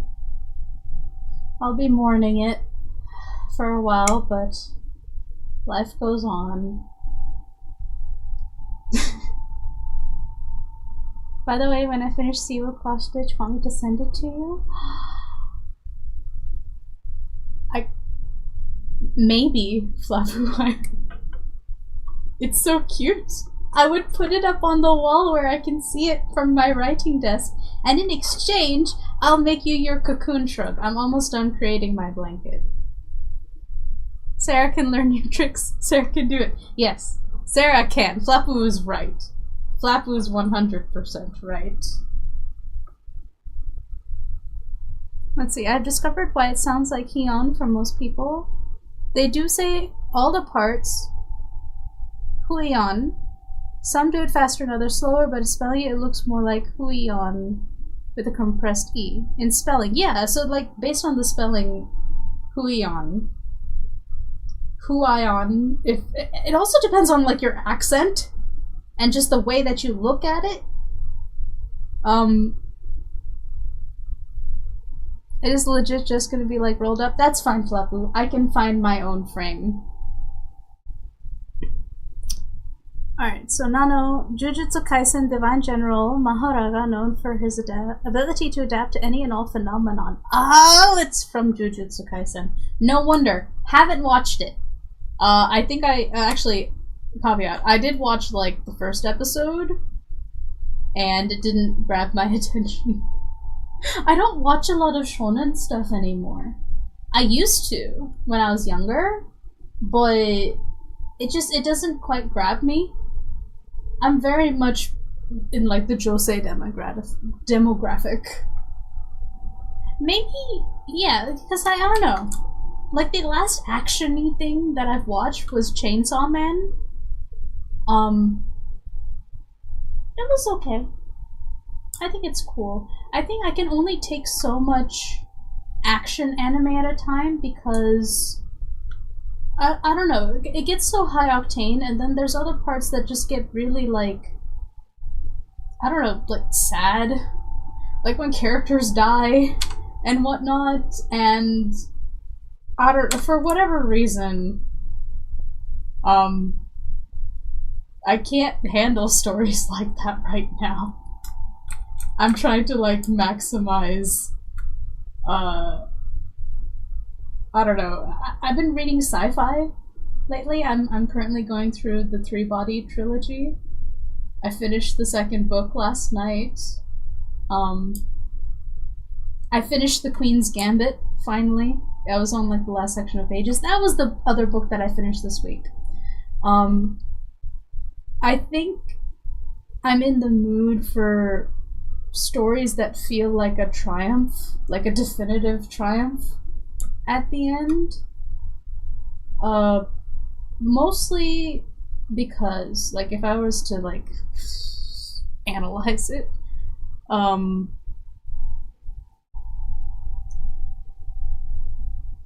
for a while, I had an individual that I would talk a lot of, like, creative stuff with and storytelling and whatnot, and it was someone who I trusted. And I'm the kind of person that likes making stories that have a happy ending, you know? I like making stories that are a little bit wish fulfillment-y, because sometimes life sucks and things don't go your way, and I think certain stories ought to exist that allow you to have that optimism by the end of it, because life sucks and things don't go your way. And the person with whom I would have these conversations with, as time went on, more and more kind of like emphasized the need for tragedy and suffering, and oh, you're avoiding this because you're so attached to needing that happy ending, as if it was something that like was unnatural. And there was a lot of like gaslighting and toxic behavior there as well that contributed to my confusion of like, am I strange for wanting to write stories that make me feel good? Question mark. The answer is no. The answer is no. Being against happiness and suffering doesn't automatically make you more noble or anything. Like, those things definitely have a place to be explored. Great. But if that's the only thing you ever focus on, not great. And so, just going through, like, a lot of that for years, effectively. Or, well, a whole year, more recently in my life. I think about that a lot.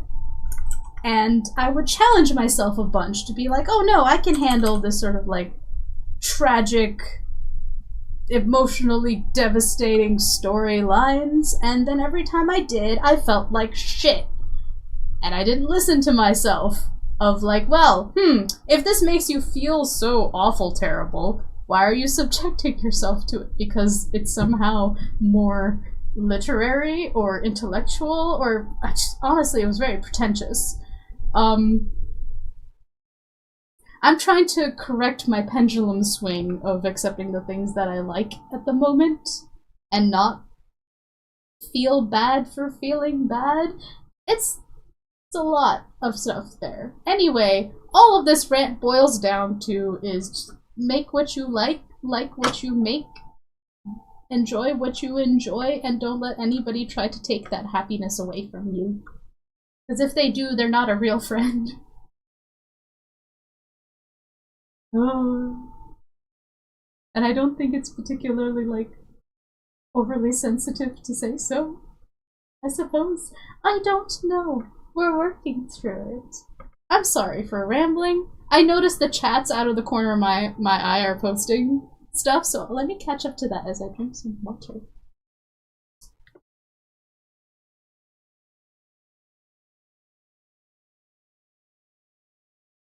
Alright, let's see. You nailed it when doing the Huion.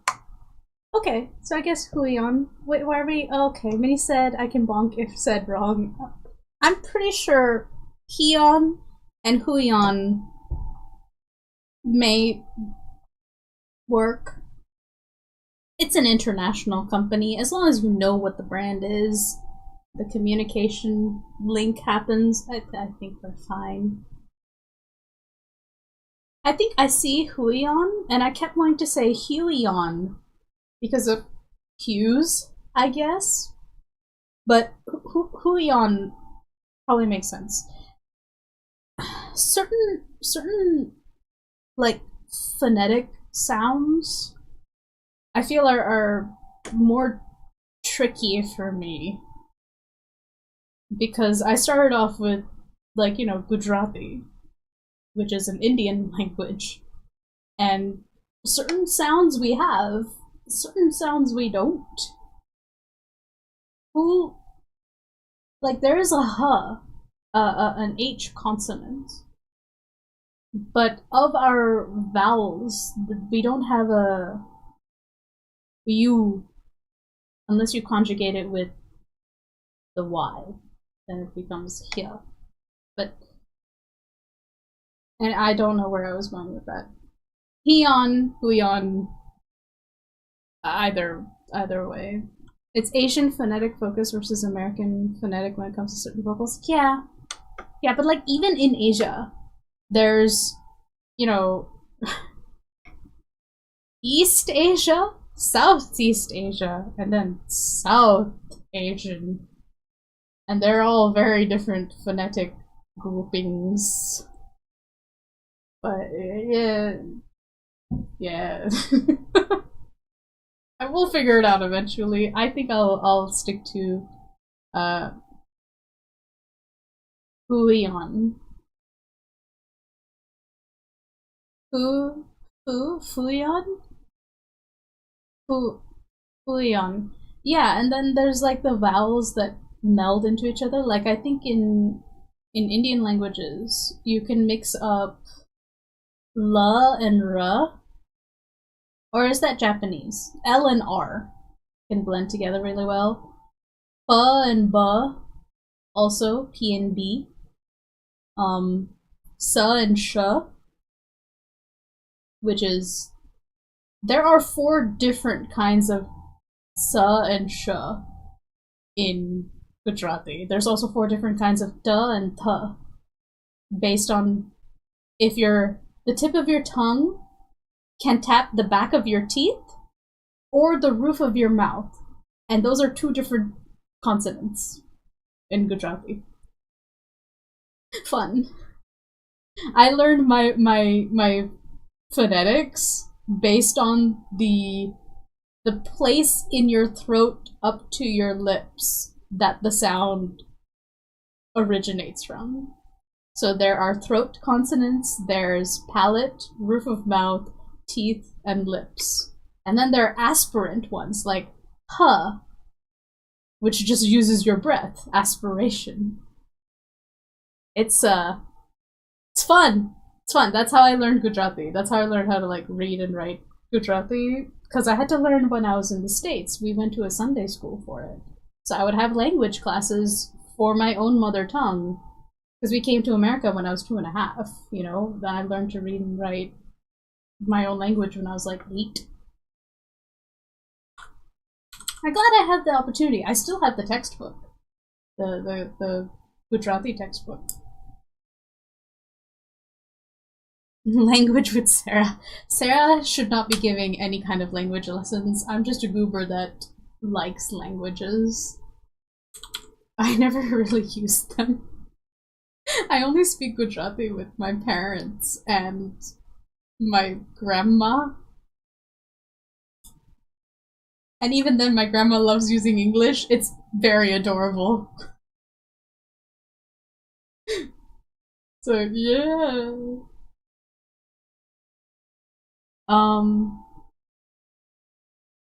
Let's see. Let me check out YouTube chats.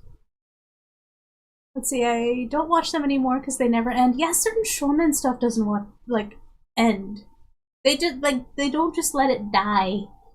It has to keep going, like, the franchise must continue, like Naruto turning to Boruto. Or Cardcaptor Sakura got a new series, but there was also a new manga for the Clear Card arc. So I'll let Clamp have that, because Clamp can do whatever they want. I still need to like read the Clear Card arc, but there's more to Cardcaptor Sakura. amazing. In the year of our Lord, 2020. I think it came out in 2020. Or late. Whatever. Year of our Lord, century 21st. This is 21st century. Yeah. Whatever. Stay away from the abyss. The anime killed my soul about 3 times over. Oh no! Wait! Hold on. Boruto, the manga is pretty good, genuinely. The anime is an abomination of man. The Boruto anime has dinosaurs! Ninja dinosaurs! Now, I love dinosaurs a lot. Anything dinosaur related makes me unreasonably happy. I'm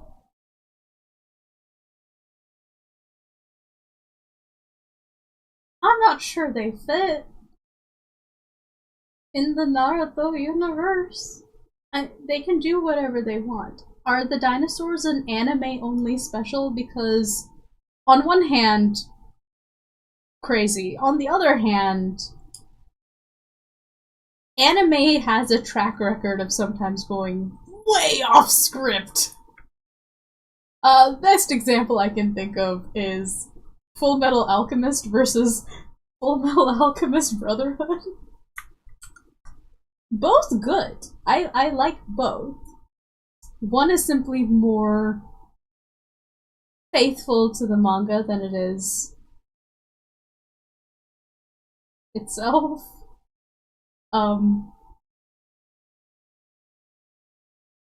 I have conflicted feelings actually about like the need to be super faithful to your original material. Sometimes you can genuinely improve upon it. Jurassic Park has done that. It's my favorite example. Series of Unfortunate Events, the series, I think elevated the story. And I notice it only really happens when the original creator gets to be a part of the creative process and they respect the medium and have the story fit the medium and the demographics and audience for that given medium. I'm not sure the anime audience was looking for dinosaurs.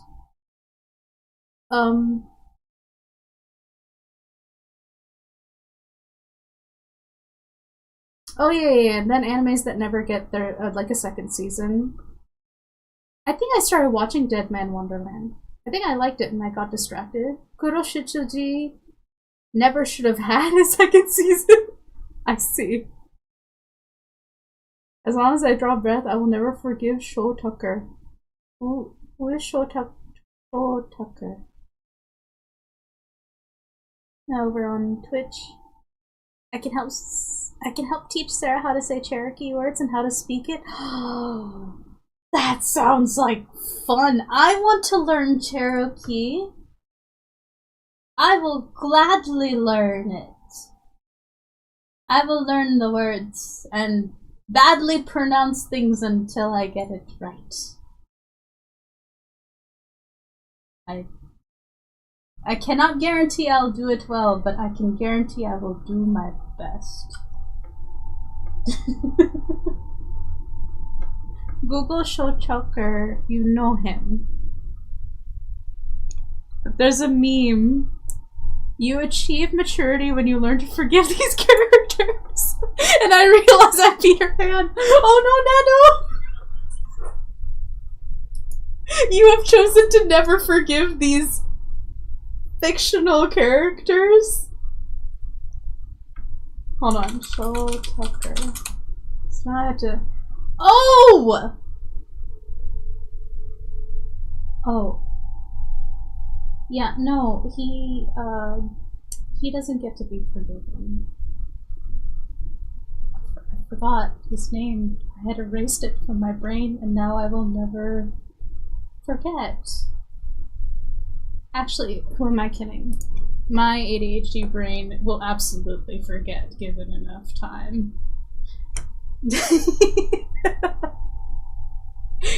Right, it's because I mentioned FMA and I didn't make the connection because I forgot the dude's name.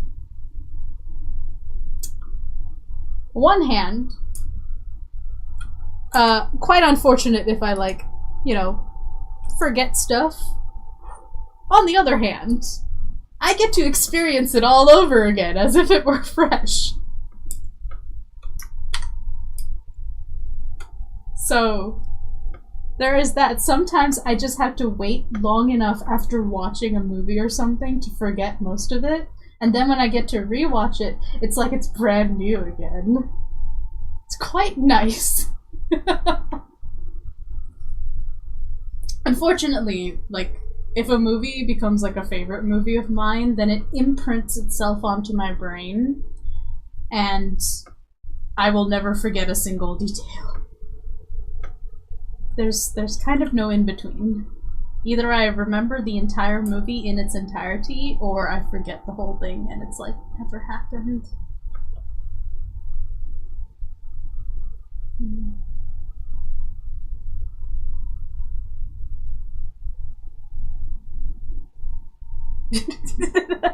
No forgive, ever, never ever. Yes, Flapu, I think we're all in agreement that none of us should ever or will ever forgive Show Tucker. I think it's a sign of maturity that we never forgive that character for what they've done.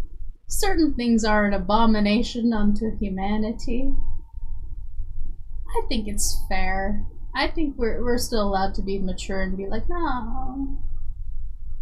No. I found it, I sent it in general. Oh, you found the meme?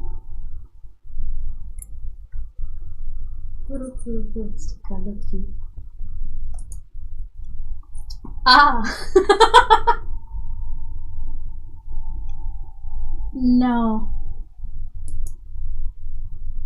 I mean, out of all these characters, there's only one I recognize. I never watched any of the other shows, it seems.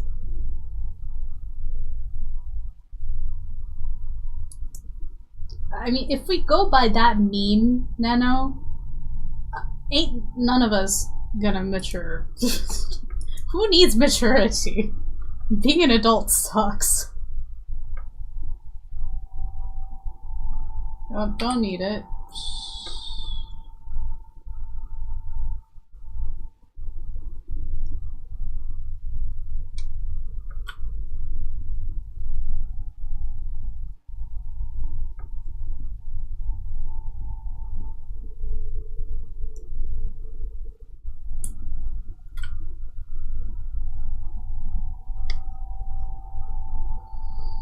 Oh, what time is it?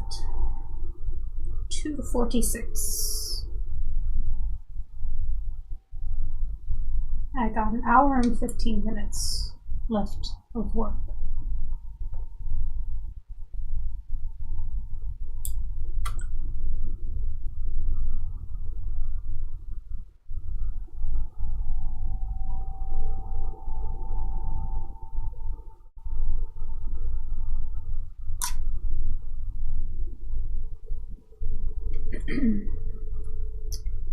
Let's see, I think you'll only have a problem with the TL sounds. TL.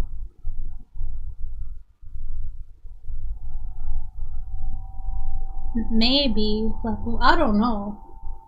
We will not know, because I don't know what Cherokee sounds like. Apart from, like, the songs you shared at one point, but I'm not sure how much my brain retained.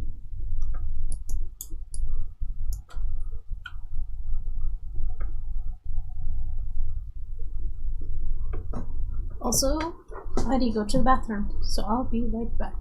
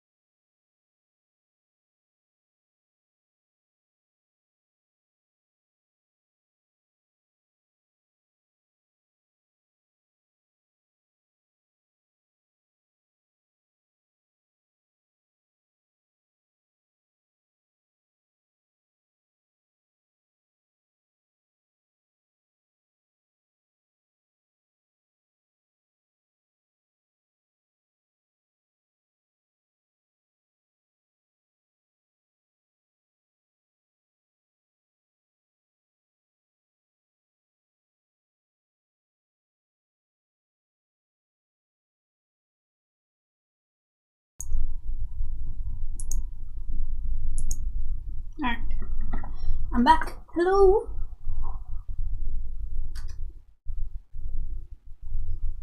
Alright.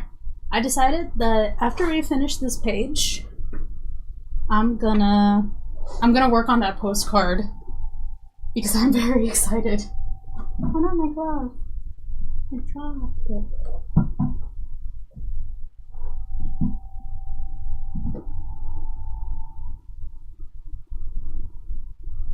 Okay. I got my glove. Thank you, Fluff. Okay. Let's keep moving because I really want to work on the postcard for partners. Well, not partners, but Bones Tarot.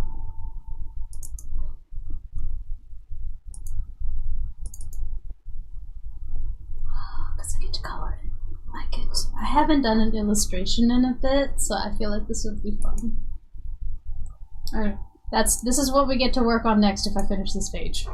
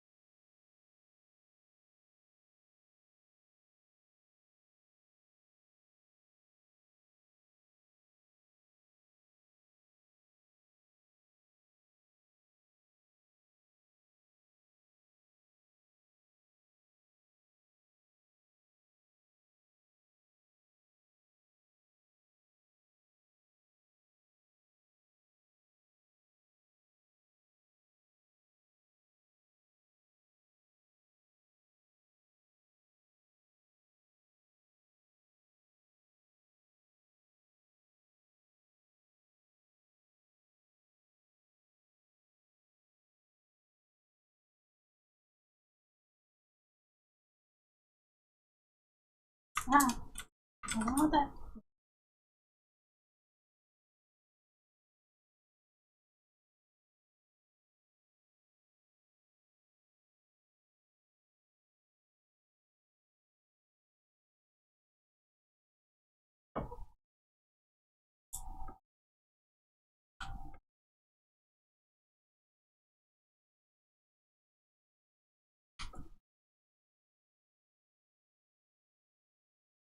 Get a close-up version of the chest shot. Tapu. Bonk.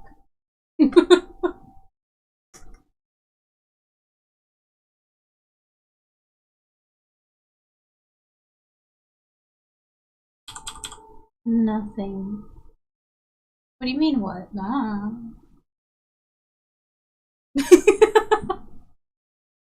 You know why I'm here? I thought it was to, I don't know, give me company. I see how it is.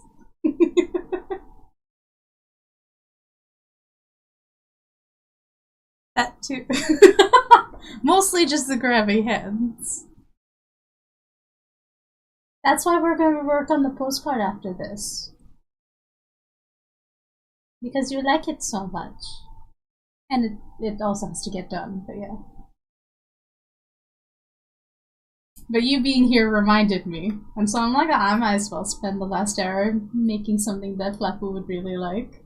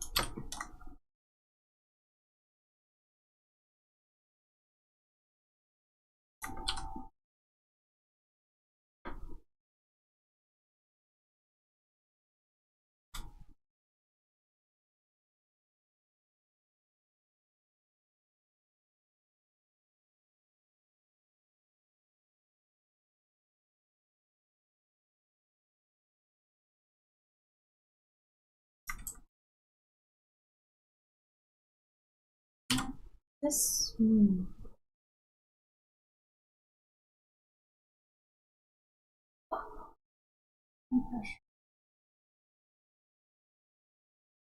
Hand pressure. A brush tip. Oh, I was using the wrong brush. What brush was I on? I was so confused for a second.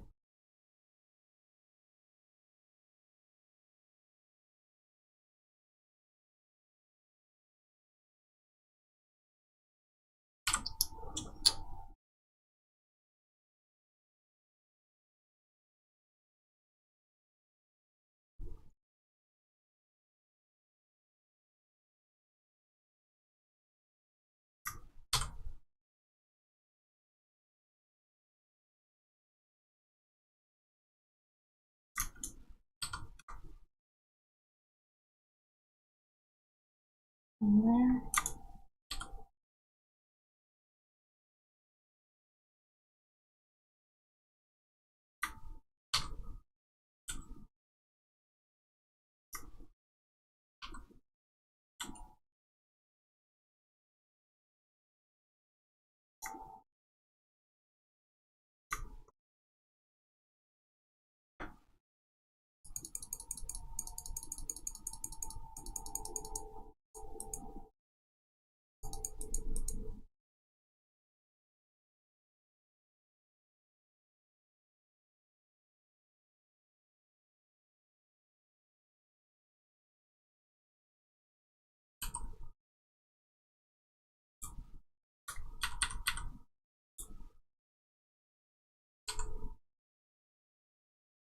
Oh.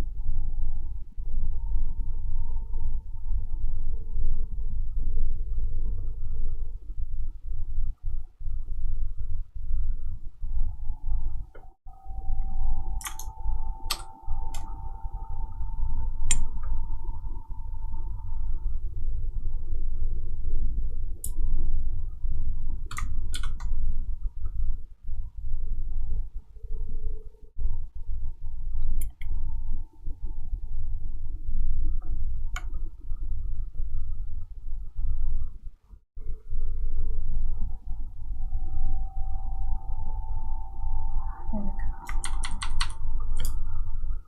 Got the texture on it. Now I think this page is done. We did all the little things. Done. Now we can spend the last hour on an illustration.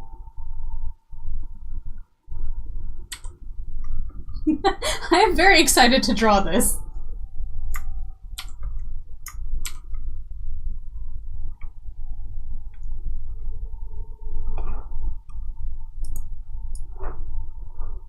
Just need some references for outfits.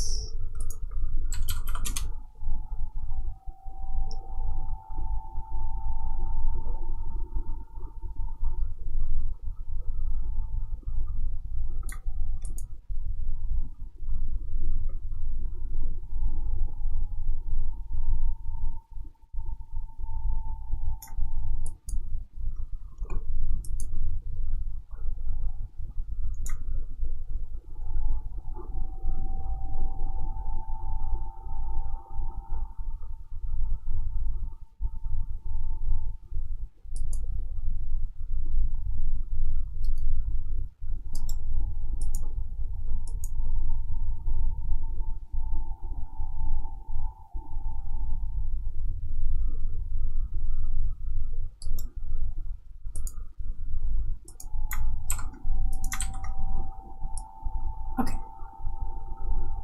I've got some outfit refs. You never changed the top stating what comic you were drawing? Oops. At this point, I wonder if we should have a little sign on top at all when, you know, someone can just show up in chat and be like, hey, what's this project? And I could be like, this is what it is. Just keep telling them over and over. Because I keep forgetting that this is here, that it exists, that it's a thing. We could fix it for the. Oops, that's the wrong size.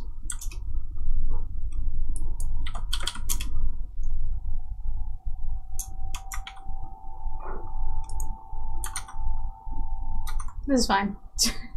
Thanks. I know it remained it as my gentle giant. Oops. Let's just draw our boys. Let's just do this.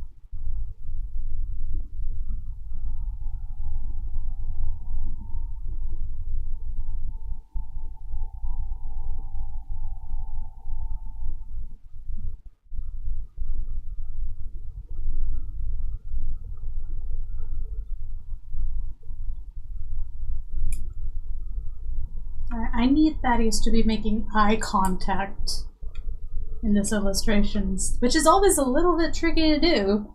It's so satisfying when you get it right.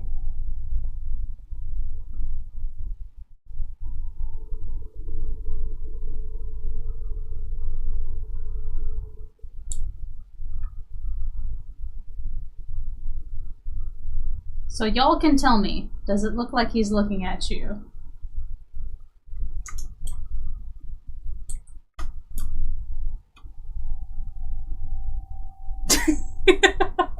Well, here's your chance, Flapu. You need him to be doing eye contact with you.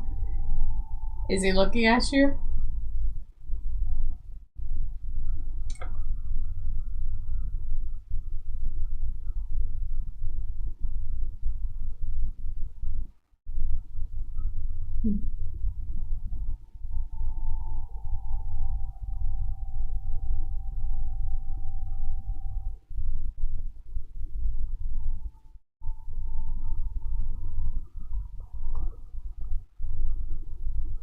Kind of?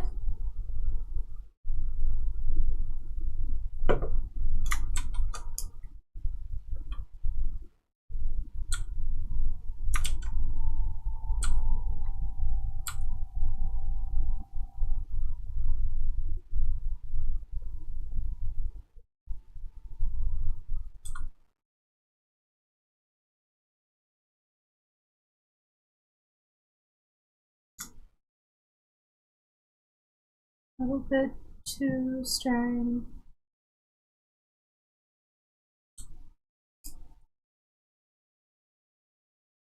Behind the ear.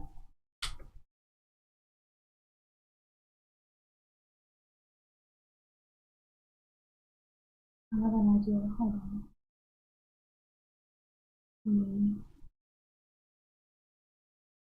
Let's get a new layer so we can play with this.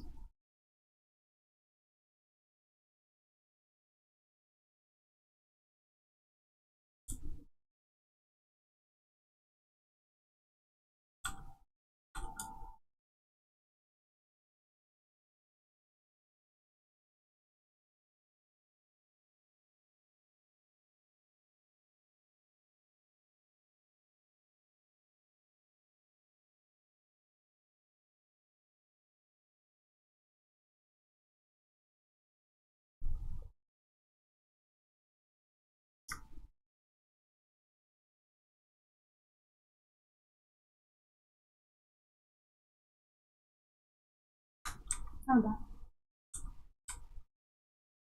I feel like he's kind of looking. We scooted it just a little bit more. His eyes towards Davis. I'll hold still. You tell me, Flappo. What do you think? Or just anybody. Does it look like he's looking at you?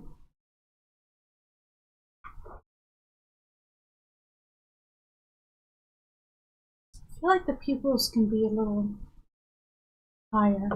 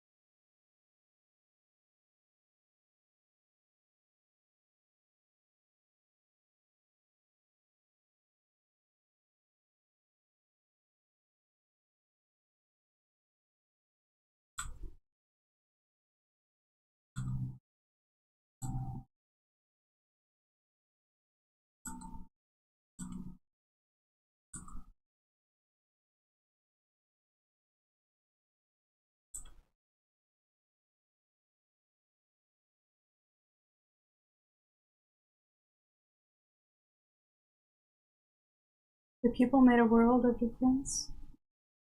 Maybe it's the right eye that needs to be slightly more away from Davis.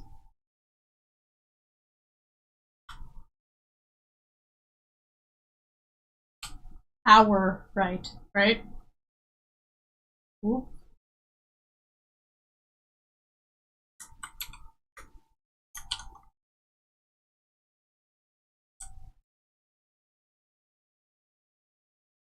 The one I circled? Okay. I scooted it. That looks... Actually, this is really close. I think this looks right. Yeah? Yeah?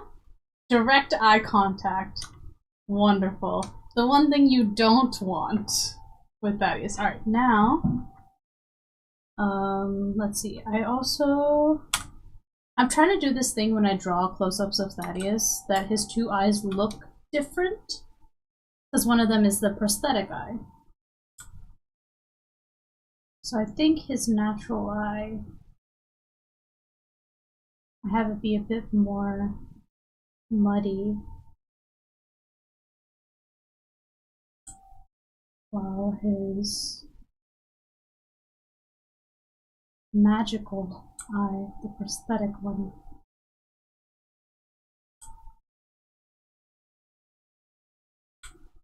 clearer.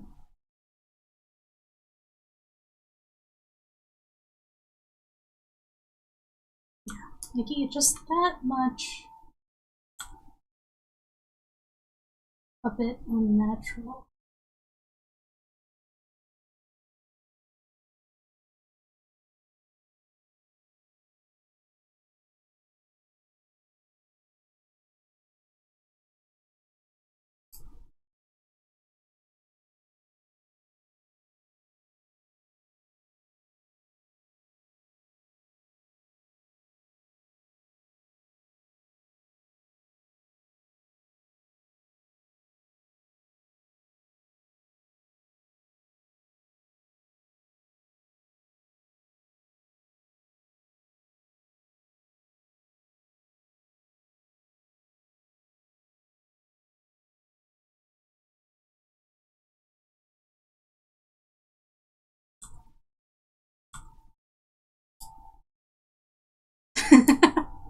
Yes, Flapu, that is exactly the vibe I was going for.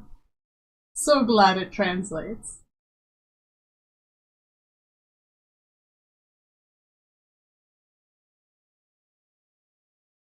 Yeah, here so I can see it from size. Because this is how big the postcard's gonna be. It's good to keep some perspective when I'm zoomed in at 100%.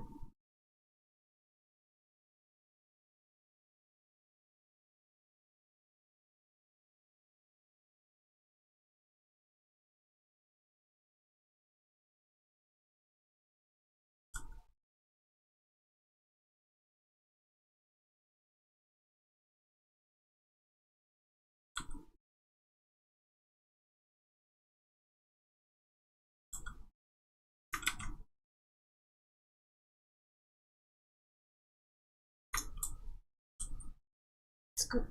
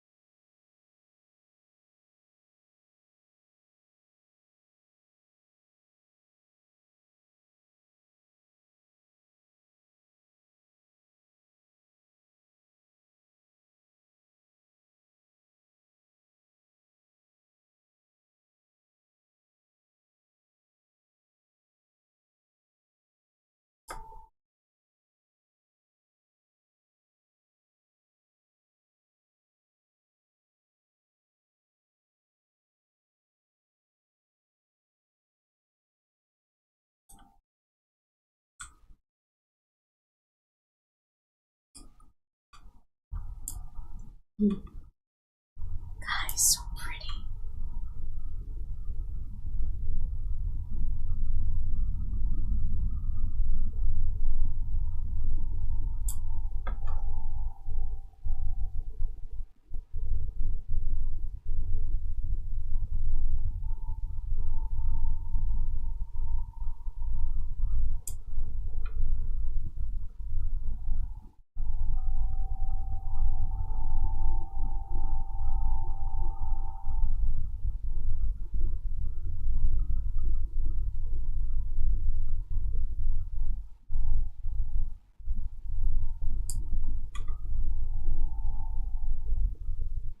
He is very pretty.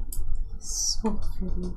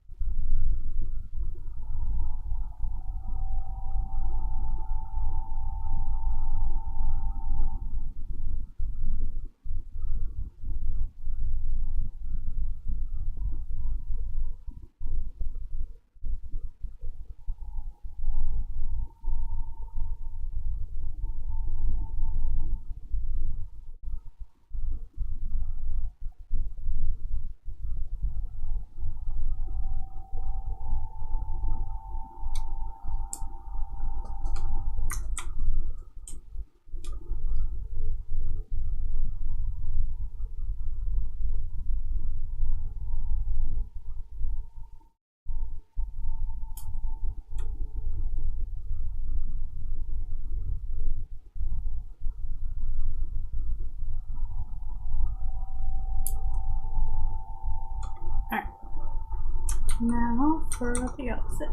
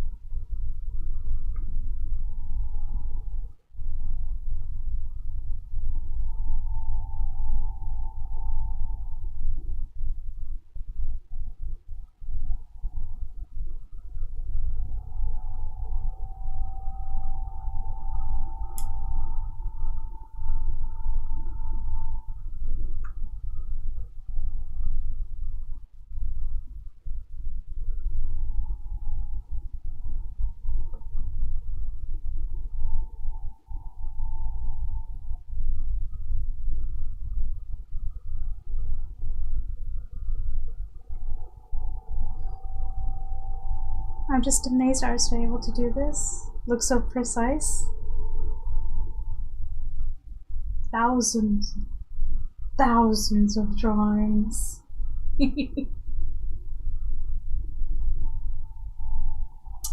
If you practice your golf swing a million times, you'll be damn near perfect at the end. What you drinking? Something bubbly.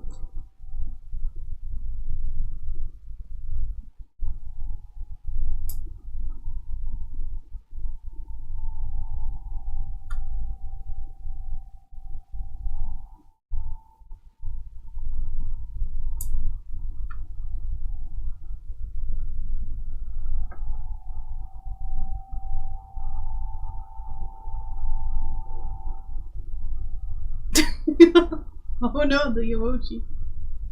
Don't eye zoom at me, Fafu. Yeah, bubbly, yes. Like soda.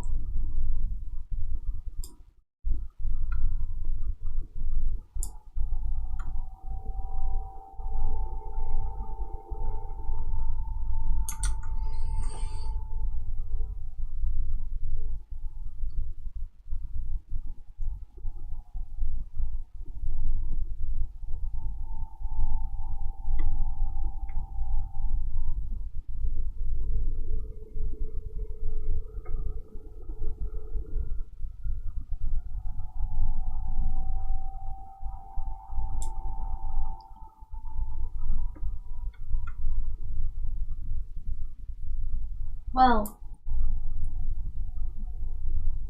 I don't really drink soda, Fluffle. And I feel guilty if I lie, so...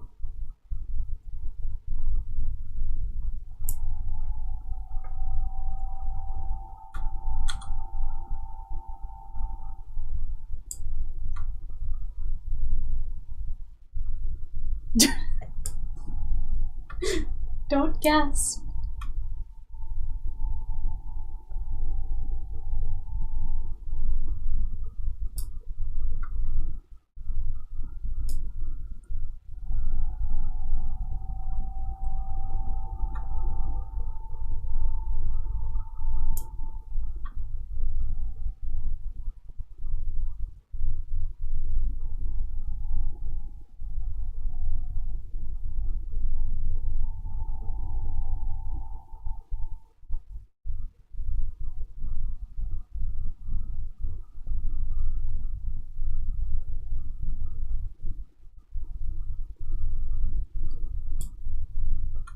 No, Fluffle, I'm not gonna do that. I will be very responsible, especially because I have Kempo later.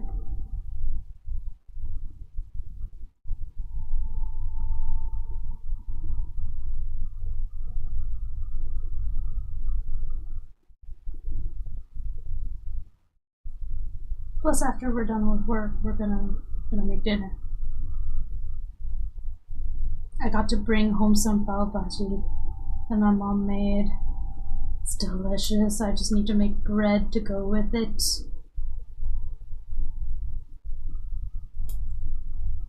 So I'm gonna bind some bread so I can have that for dinner after Kempo. In the meantime, I'll fix myself up a little snack. Or, I don't know, just something to eat. I'll figure it out when I get there. That is future Sera's problem.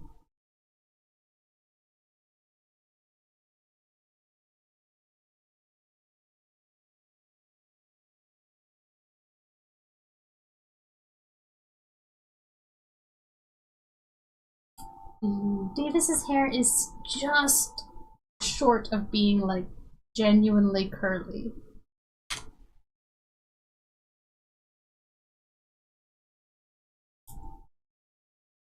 Like, his character is mostly Korean. He might have like a grandparent or someone who's not, and they're the one who let him have curly hair.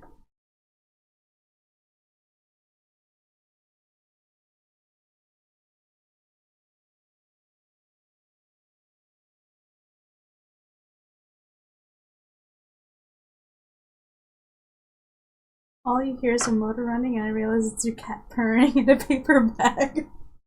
Oh, Swapu! It's kind of cute. They really enjoyed the paper bag.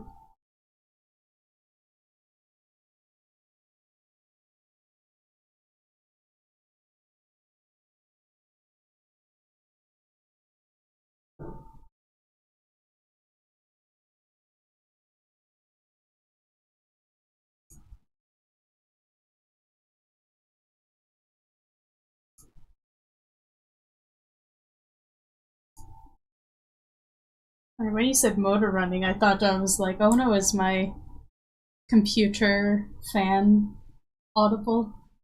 It's not.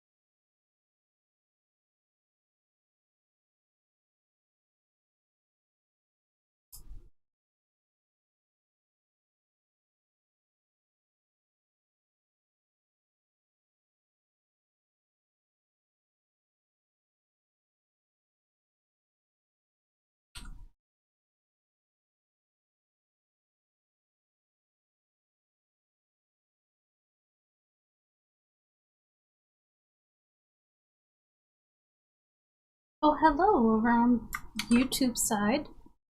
Baraket 2D, welcome. Is this your first time at the stream?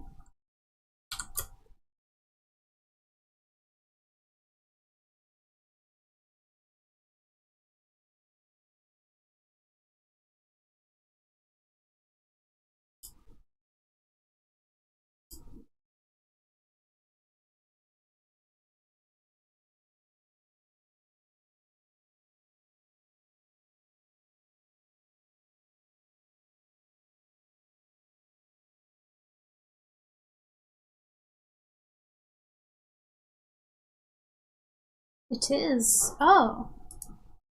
Well, in that case, let me introduce myself. My name is Saraswati.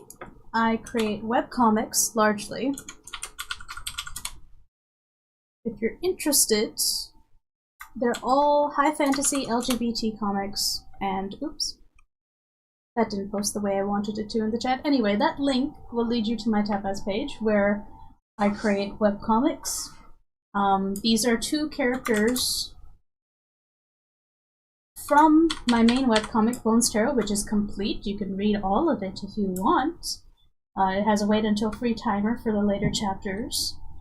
And this is actually a design for a postcard because we're going to be printing volume 3 pretty soon. So if that sounds like it's up your alley, you can take a look, or you can just sort of hang out. I'm in my last 15-20 minutes of the stream, actually. We've been going for, 3 hours and 44 minutes. I stream from 12 to 4 EST. So you're catching the tail end here. We do also have a Discord. But yeah, mostly I just, I work for my work day, and y'all happen to be here. Welcome.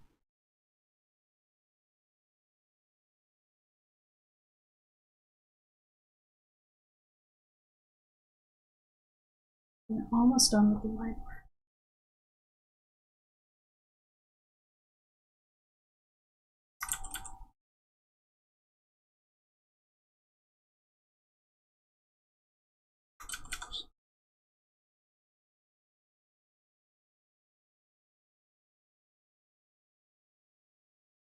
That's fine.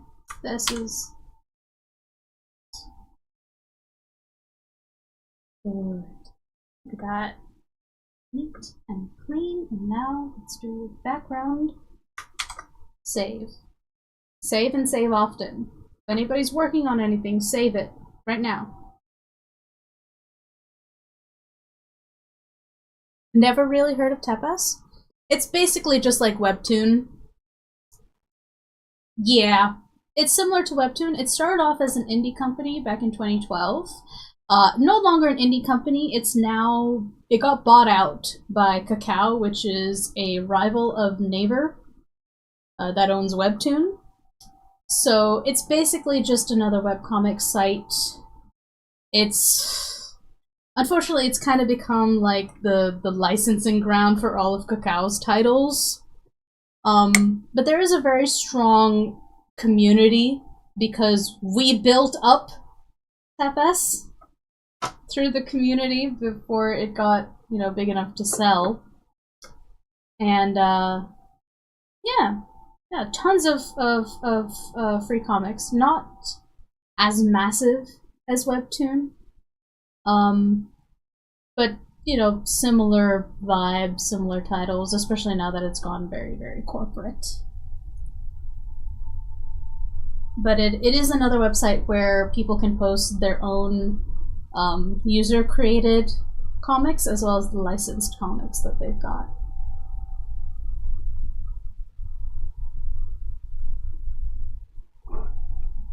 I've been on Tapas for like ever. Mostly because I always really side-eye Webtoon whenever it comes to queer content. Like, they don't have the best track record of supporting it at all. Or, like, there's always a double standard sometimes in terms of, like, censorship and whatnot. And so I tend to be very careful when it comes to Webtoon. Except now that, Tapas needs to stay on the App Store. There's also a need to keep everything PG-13 there as well, which is a smidge hard to do when you don't create comics for teenagers or younger. But it's alright.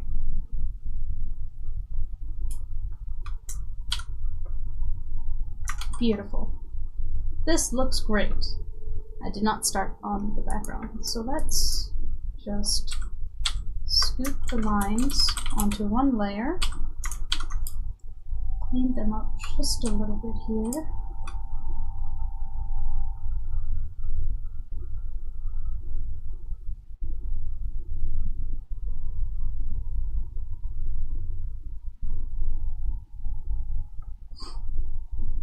That's cool how the attitudes towards the creators. I've heard not very good stuff about Webtoon. What's your McDonald's order if you have unlimited monies? Nano, who are you asking? If you're asking me, I don't eat fast food. I don't go to McDonald's. I'll probably get ice cream. Get McFlurry. It's not about having unlimited monies, it's about what you enjoy eating. Anyway, how's their attitudes towards the creators? Have done very good stuff about Webtoon. So, I've been with Tepa since 2015, and at the time they were like, you know, it was a really great atmosphere for indie creators. It's a little bit harder now, and the the relations with creators, I think, has gotten mixed, and I no longer have a good insight into it because everybody that I knew who worked for Tepes either got fired or quit when they got bought out. So there's like next to nobody.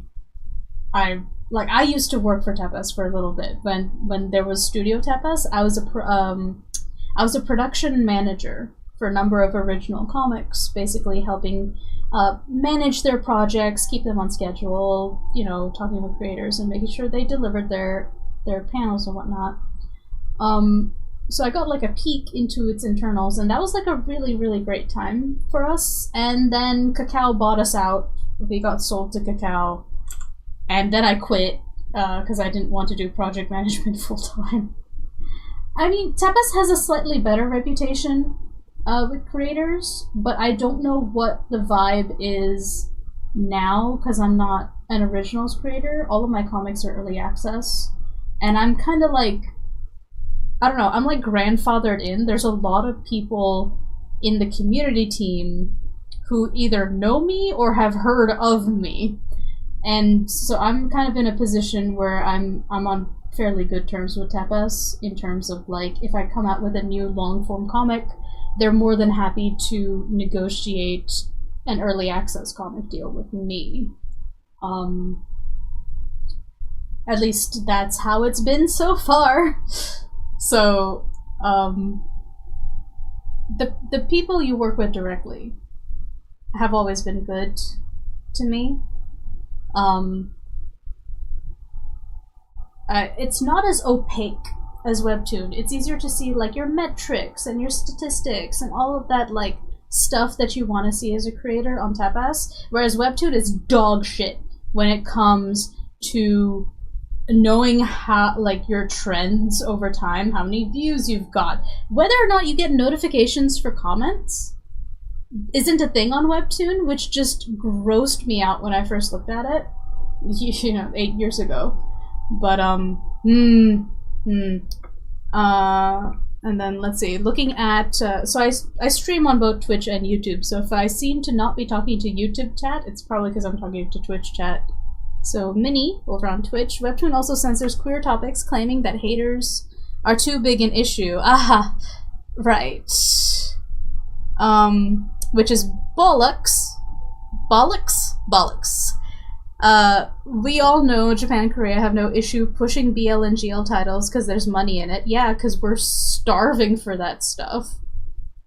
They refuse to add those genres to avoid controversial backlash. This makes them inferior and less embracive. Yeah, Webtoon just...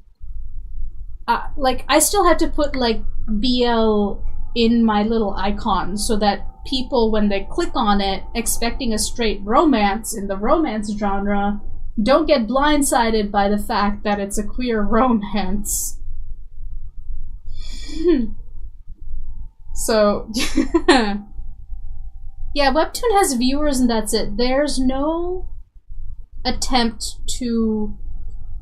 I mean, mild attempt. I will give them the lowest possible bar now that there's like a wall that you can need to make people follow so that they follow you as a creator. But they've always done a really bad job at treating creators like people that need to connect to their audience. Whereas Tepes, from the start, has been a lot more creator forward, which is why, at least in terms of infrastructure of the website, at least I don't miss when people comment on my stuff. I'm able to easily talk to them in the comments and whatnot. Like, I reply to everybody who comments in my chapters, and that has helped me, create a good community over on Tapas. Anyway, Tapas, at one point I would have said it was better than Webtoon, but now that it's gone really corporate, I'm seeing the difference less and less over time, which is disappointing, but it's so far out of my control that it's like, what are you gonna do? Like, I still have to make comics. I still have to, like, make a living somehow. I have to adapt to the change in the environment. Webtoon really doesn't sound so great. It doesn't. And I mean, the problem is like, for the longest time, Webtoons, and it probably still does, just has a shit ton of money. Like, so much money. And when you're a struggling webcomic creator, and Webtoons come up to you and says that if you become an exclusive original with us, we will pay you X amount of money to produce an episode. But you're responsible for everything. When you really want to chase the dream of creating things full time, you'll look at that money and you'll be like, this is a compromise I'm willing to make. I've been there. My very first comic is a comic that I don't own any of the rights to. I don't own any of the IP or the derivative rights to Swaha. It was my idea, it was my pitch, these are my characters, ostensibly, but they're owned by Tapas. I didn't know. At the time, I was a brand new creator. You live and you learn. Everything I've made after that, I own 100% of the IP, I own 100% of the shopping rights, derivative rights. It's mine. Except for The Lady of Three Realms. That's my web novel that's going to come out soon. I own all of the IP rights, but there's a bit of a we'll negotiate if there's a third party wanting to make an adaptation or something of this web novel clause. Because derivatives, spin-offs, shopping rights, anything that was made off of that base core IP, intellectual property, are known as derivatives, and those are a separate class of rights to your intellectual property rights. So keeping an eye on those is just as important. And it's something I've had to learn kind of like through the fire and the flames in this industry. Fun stuff! Things to, be aware of if you're creative. There's a lot of like legal stuff around that we don't learn about, and I think we should. And that is the wrong tool. I don't want that. So anyway, it's not about like one website is better than the other. They're both companies. They're both companies, and you have to be careful. Because if you, I don't know, I feel like if you like impose a sort of purity test onto imperfect systems, you lose nuance and opportunity. And like I'm like, for me specifically, I'm in a very different place than, say, a brand new creator coming into the scene. So it's like it's so much harder for new creators nowadays. Like I'm not a big creator by any stretch of the imagination, but I am able to make a living through side gigs. I help on 2 different comics and work on 2 of my own and a web novel that I'm still only just barely getting by. So I don't know. It's a hard industry to be in. that's why I stream and I work and I try to just, like, you know, stay as positive as possible. Because giving into despair does not help matters. Not even a little. So, it's a bad business decision. You must remain realistic and optimistic, I think.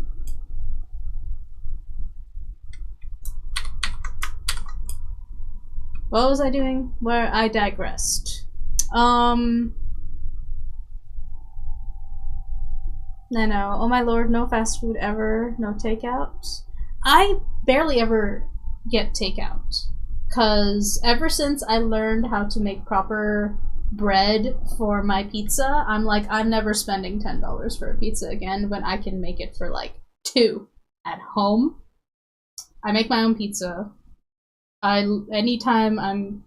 The only place I will get takeout from is like this local Chinese place if I'm really craving their like orange chicken or something like that. Because I'm just like, I want that, specifically just that, and then I'll get that. But in terms of fast food, I cook my own stuff. If I want a burger, I go and I get ground beef, and I mix it up and I put on the skillet and I make my own burgers. Or, pasta, whatever. I look up recipes and I make it myself because we're penny pinching. I budget a lot, and dining out is a massive expense.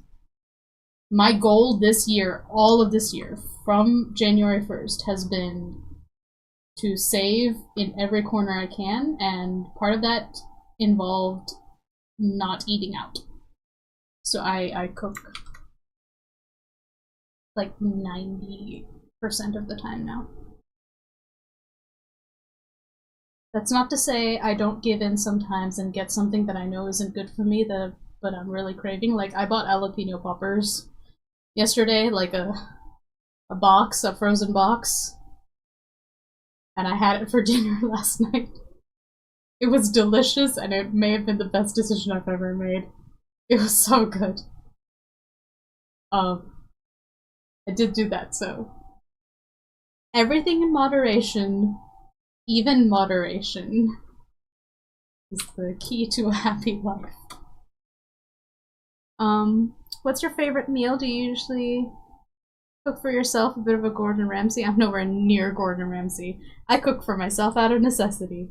I like making, what I do is I boil some pasta, and then using avocado oil or olive oil, I basically simmer the oil with salt, pepper, garlic, fresh garlic, and red chili flakes. And you simmer it for about 5 minutes. You don't let it reach a smoking point because that's when the oil breaks down, and you don't want that.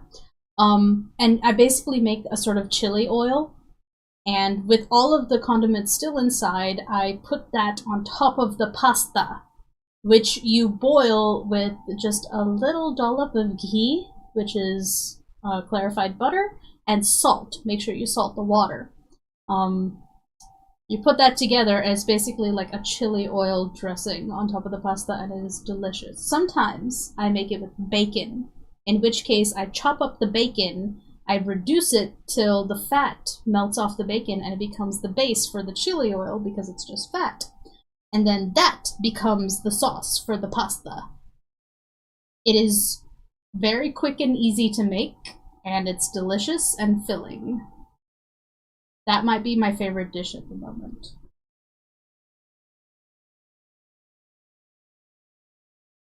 Second place would be Dutch pancakes, because it's basically a pancake that you put into a baking sheet and you bake it. And in like 15-20 minutes, you just have like this spongy, savory cake that you can eat with like syrup. It's delicious. It's so easy to make. I'm a combination of I want convenience, but I also want to save money.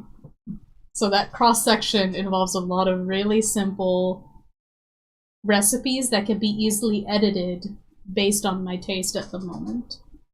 So if I want a savory pancake, then I like chop up some bacon and I add it to the Dutch pancake. If I want something sweeter, there is a mug cake recipe that I use. It's very indulgent. It's a bit of a treat. Yeah. And a consequence of like cooking out of necessity turns into I actually kind of enjoy this cooking stuff. So I mean, I did grow up with my mom always cooking from home, like Gujarati food and stuff. So like I'm no stranger to home cooking for a majority of my meals. Let's see. Ooh, I also got the waffle maker from my parents' place because they took it from here. I got it back because they weren't using it, and now I can make waffles. I can also make other stuff in the shape of waffles, and I cannot wait to do that. I make like omelets and shit in the shape of waffles. It's gonna be great. I get very excited about food. Oh, we're at the end of the stream. Well, at least we got the drawing done. I'll chat for a bit and then we're gonna close out the stream.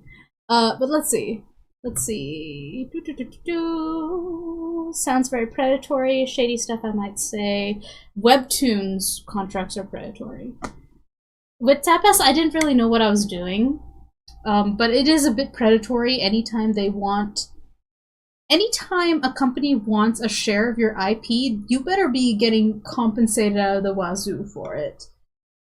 It's changing a little bit now that you kind of get to keep the IP, but you also have to keep an eye on like your distributive rights, which is like stuff like a comic adaptation or a movie or like a novelization, whatever, you know.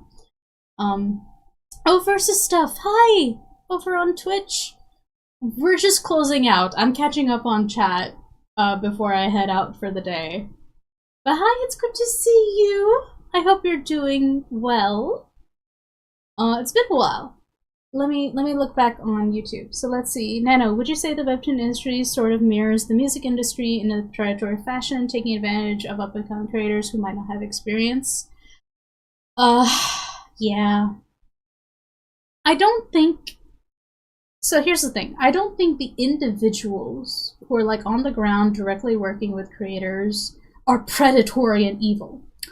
I think the structure of business tends toward being predatory due to business always requiring like their bottom line and their shareholders getting a cut of profits. And when that happens, especially in a creative field, the people who are producing your wealth, the creators, become statistics and numbers to people who don't work directly with the creators, who may not care about the comics, who may not care about the stories, they just look at the numbers. Reducing creativity and human beings and self-expression down to numbers, I believe, is detrimental. I also have to acknowledge and accept that it is the industry that we exist in. Right? Like, unless I get a huge cult following of people who are willing to buy everything that I make, even if I do it independently, I have to play in this system. And I have to play by their rules until I find a way to garner enough escape velocity to exit the orbit of these giant comic platforms. Or hell, even platforms in general. Like a couple of my colleagues who have much larger followings have their own websites and stuff. I don't have the ability to do that and make it sustainable yet. Because I'm a very sort of like medium-sized creator. In terms of like webtoons and stuff. But yeah, it's just this weird little middle ground, you know? where you feel like you're not growing, but you're just treading water and surviving and hoping that you'll create something that'll really connect to people. The problem is it's getting harder and harder to get your stuff in front of eyeballs, because the priorities of the platform that you post on will prioritize their profits, and therefore they're going to prioritize their licensed materials of comics that have already proven themselves successful over in Korea. And because those stories are successful, good stories will attract readers who will then, put money into it. And it's this virtuous cycle, if you will, where they have next to no risk. They bring their best titles over with the best art, with the best stories, best tropes that audiences enjoy. And you can't really blame them for going to those, as opposed to the more independent, sometimes experimental, sometimes not fully polished because you're doing it by yourself and you're still learning, thing. And that's just, it's the nature of the online landscape, I guess, right? Like, without trying to sound too bummed out about it, like, it's difficult. You're gonna have to acknowledge that it's difficult. But I have to believe that, like, if you master your craft, right? You're always on a path of mastering your craft. You tell the best stories that mean a lot to you, and you do it in the best way possible, and you find a way to just keep doing it and keep finishing things, something has to give eventually.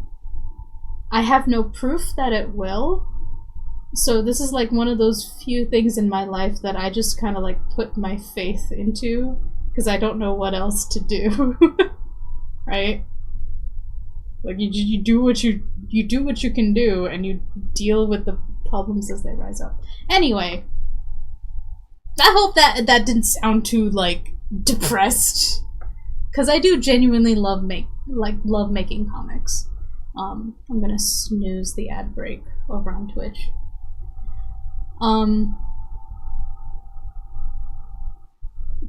Yeah, and, like, especially as webcomics have grown in popularity, they have anime adaptations, they've got live action drama adaptations in Korea. It happened in the UK with that one, like, baby BL teenage romance, I forget what it's called. That became like a thing, and I'm like, that is genuinely very exciting. But it's also a bit of a trap, because, I don't know, like, a fraction of a percent of webcomics have an adaptation at this point.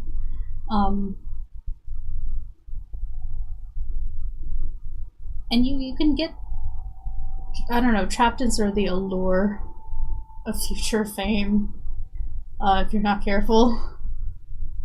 But let me catch up on the chat all in one go, so that I stop getting diverted. So let's start with YouTube. This was really eye-opening. I'm glad, Baraket. You came in at a time when I'm at the end of the stream and at my most thoughtful. Let's see. Readers don't see much of this, but creators get it all real fast once they inch closer and closer to the admin side of things. Yeah, the stuff that happens on the back end, I mean, readers don't see it because all they see is kind of like the comic, you know? And sometimes creators can be a bit of a black box if you can't talk to them, or if the creator has social anxiety, for instance, and can't bring themselves to communicate back to the readers, but they love whenever readers comment. They love to be seen, to be acknowledged, which I think is a very human thing. I mean, you wouldn't put your story out there if you weren't trying to communicate it to someone, anyone. Let's see. Having niche content must make it hard too, but I respect you still go through with it despite the challenges. We must sacrifice for the jalapeno poppers of myth. Yes. Yeah. Not gonna lie, as soon as I'm done with stream, I'm probably gonna make more jalapeno poppers. Because I need to bind some bread for dinner, and that takes time to rise, so I'm just gonna... I want to make little bread rolls, because that's what you eat while budget. Anyway. Food destruction aside. Do you have a rice cooker? I hear they make insanely good small cakes, like good cheesecake, Japanese kind. I do have a rice cooker. I have the, I have like this, like, high-end little rice cooker. I forget its name. Zorushi or something like that. Has a little elephant logo. Anyway, I have that. It makes really good rice. I just have to, like, make it ahead of time because it takes a while to make. Profit has become a sickness, company seeking endless growth and profit. I mean, that's how companies have been from the get-go. Like, from the moment, not to get economically philosophical or whatever, from the moment capitalism became a thing and companies became people, this idea of them seeking everlasting, like, companies have a single principle, and it's to make their shareholders profit. At its worst, a company will sacrifice literal human lives for that profit. It's happened before, and that's why we have regulations. Regulations are made with the blood and lives of workers. To be like, hey, can we have a safer working environment? And the business is like, that would cost me money, so no. And then, you know, it becomes a law, because generally speaking, people don't want to die while trying to earn a living. If you can't tell, I'm not fully down with this system. But it is the system we live in. So, that said, we can definitely, I believe, criticize it, disagree with it, but also have to work with it in order to survive. You gotta be practical, you know? No, go away, ad break. We don't want you here. Let's see. Also, you never know which of your project stories will take off, so post them all, enjoy the craft which it is, grow as a creator, and have a trail of wonders behind you. Yeah. So, I got lucky. I got insanely lucky. Like, the only reason I got to make Swaha and got the contract and all that, even though I don't have the IP anymore, was because I submitted my pitch to a contest, and I won the contest. I got lucky. I worked really damn hard on the pitch. I have studied story structure, I've worked at my craft, etc., etc. You know, I've done all the things, and I got lucky. If I hadn't gotten lucky, I would find a day job. I would find a day job, and I would use that to pay my bills, and all other spare time I had would be going into making a comic. Because that's the thing that I really want to do. But if things genuinely got so bad that I could no longer pay my bills with my side gigs or making my comics, like, I'm ready to have a job that pays the bills, whatever that job may be, just so that that stress isn't there, you know? A couple of you know that last December, I had made a sort of like ultimatum for myself for this year that if I was not able to keep my head above the water this year, that I would look for like an actual job that hopefully maybe had something to do with art or project management or whatever. I would look for it if things didn't work out this year. Thankfully, so far this year, I am fine for now, doing okay. So I have a feeling that I might be able to keep this little train rolling for a while.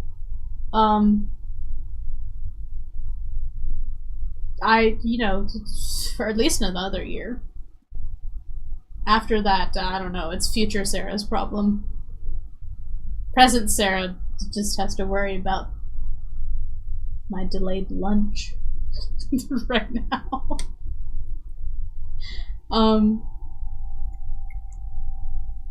Yeah. Let's see. Makes me think of True Beauty. I feel like I keep seeing stuff for this webtoon, and there was a Netflix and now an anime, it seems. Anime is the latest edition of the series. The comic and drama is still gold, though. Yeah, so like True Beauty, A Business Proposal.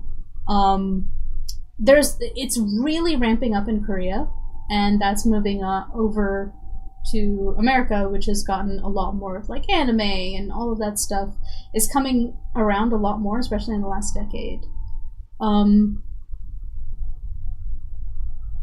Probably because those stories are like fresh and interesting, and the culture is just shifting because a lot of the people who were really into anime as teenagers, me, have now become the main buying demographic, and so there's a thriving market here in America at least for those things. So I'm not surprised that we're seeing more and more adaptations of popular webtoons. True Beauty is something that's been promoted for forever on Webtoon. A Business Proposal is owned by Kakao, I think. Which did make a really funny drama. My mom was watching it. My mom's really into K-dramas. It is so much fun watching her watch the K-dramas, because some of them are dubbed in Hindi, and so to make it easier on her to not have to read subtitles, she was watching this K-drama that was in Hindi, and it is a little bit surreal when I was watching it. That's unrelated to anything else. Let me catch up with Dano's thing on YouTube chat. I remember watching a documentary about a guy who inspired Elon Musk, basically this cutthroat businessman who shaped how we do modern business. Oh, lovely. He'd fire thousands of people, companies to have, like, job security. He destroyed that. Oh, yeah. His name is Jack Welch. Welch. The man who destroyed America's middle class. He made General Electric wildly profitable at the cost of their humanity. Now I guess every company seems to want to follow in his footsteps. Yeah, this whole idea of, like, job security is a thing of the past. There is no such thing as job security now unless you have a really specific skill set to the point that you're indispensable to a company. But so at that, like, you know, even with that, it's like nowadays my generation is expected to go through like 4 or 5 job changes over the course of our adulthood, if not more. Along with the rise of like ghost jobs where companies are finding loopholes by like they get like tax credits or like something from the government if they can prove that they're hiring, and so they put all these people through the hiring process and then tell them that there isn't actually a job.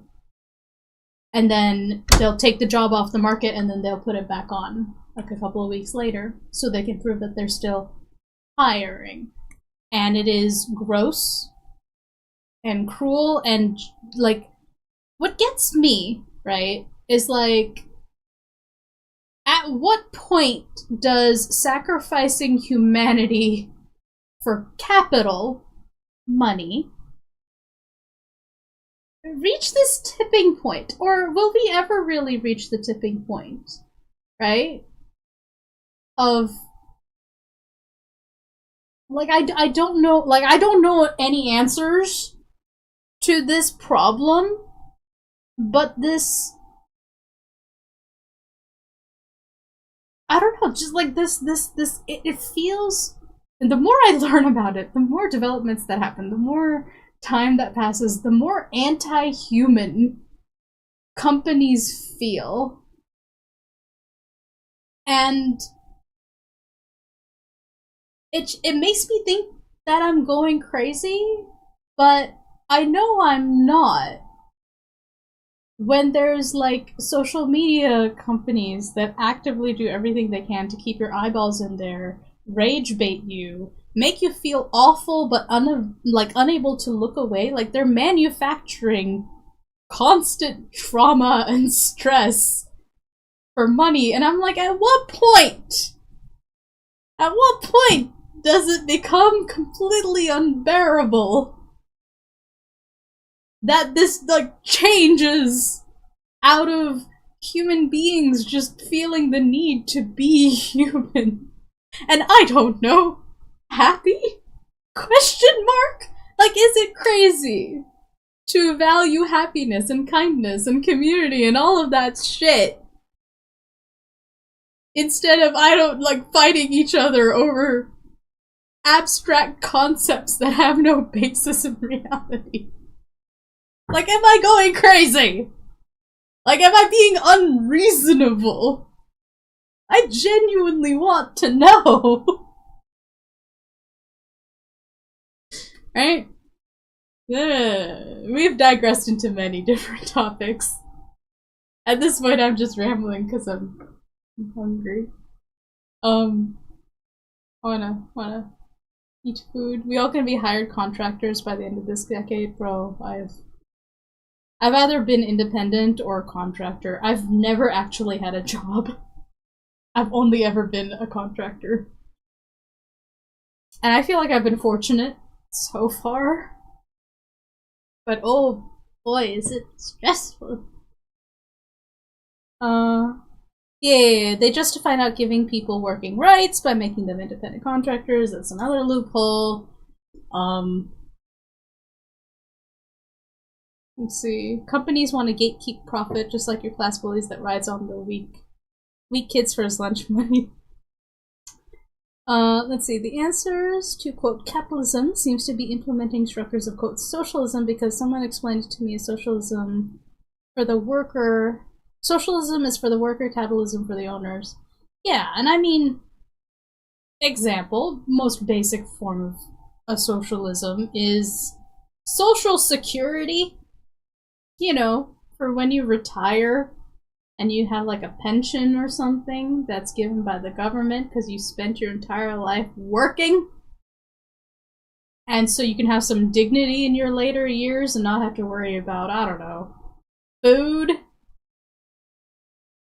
Social security. We look after our elders as a community. Makes sense to me. And yet, there are people in my country who are like, we don't need social security. You should pull yourself up from your bootstraps. Which, by the way, is physically impossible if you're wearing your boots. Like, grab your shoes while you're lying flat on the ground and try to pick yourself up. The phrase itself, I hate that phrase. Pick yourself up by your bootstraps. Like, maybe you can sit up, but you gotta let go of them in order to actually... The metaphor doesn't work for me. I also hate it because it's such a lazy reasoning that well-off people use to just put others down. I have a lot more opinions about this than I thought. And I normally don't like talking about this because I don't want to fight anyone over it. Because I think fighting over abstract concepts when I can't do anything to, like, practically change them is dumb. And I refuse to get drawn into that sort of thing. It's hard to pull yourself up by the bootstraps when you don't have the boots or the straps. Exactly! What if you don't even got the boots? What if you started off with no boots? Are we just supposed to let that person lie down and die? It's inhumane. It is anti-human. So many systems are like anti-human. I don't understand it. Do I just have like an excess of compassion or something? Am I too sensitive? Am I too empathetic? Right? Am I not being realistic? Or am I just pointing out the fact that, oh, I don't know, Humans like working together. They like making things fair, if they can. That most humans are reasonable beings that can't stand to see each other suffer. I don't know!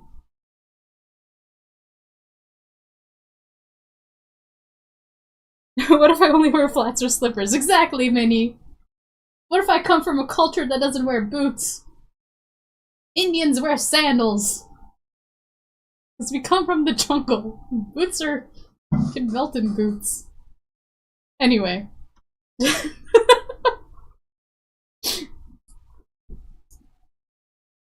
We went into a lot of different directions that I don't normally go into for my art streams. Normally we're talking about art or story or whatever. I don't mean to go into, like, economic philosophy. Or, God forbid, politics. So I'm not interested in changing anybody's minds. This is my work day, and y'all just happen to be here. The fact that any of y'all are still hanging around chit-chatting with me is a small blessing, I suppose, and I'm grateful for it. It is almost 4:30 though, and I want to start my rest for the day. I want to go have food. I want to keep reading the third book of The Three Body Problem, which, if you like sci-fi, I recommend. If you're a bit of a nerd with aliens and stuff. Philosophy is your middle name. Oh no, the ads are running. God damn it. You know what? I have a feeling that with all of the subs that Flapu bought today, no one's really seeing ads. That's currently on the channel. Let me take a look. Users in chat, who's here? Yeah, no one needs to bother with ads. Sorry for starting this snowball conversation. Oh no, Bearcat. No, you're good. You came in at like the end of the stream, and obviously if I didn't want to talk about something, I wouldn't. I wouldn't, and you can't make me. So, no, this is actually kind of fun. I don't normally like get into stuff like this. But I hope that if anyone had a question in chat that I like addressed it, that I didn't ignore nobody. If I did, I'm sorry. I'll do better.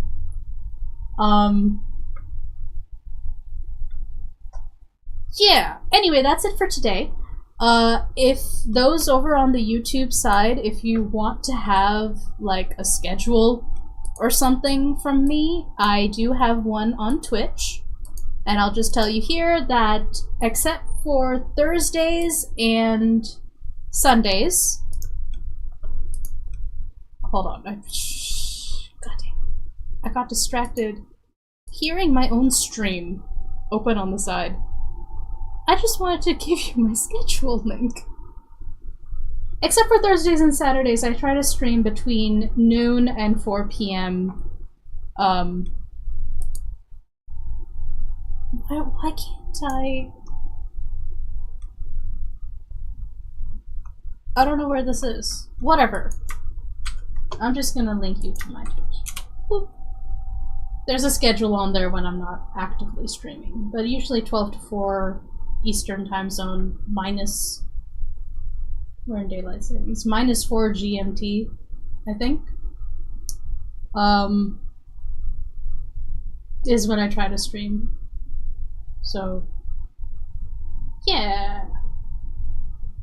Let's see, there's a super interesting concept of taxing where people propose that if we only started taxing people after they'd made 200K, and it'd give new people in the workforce time to catch up.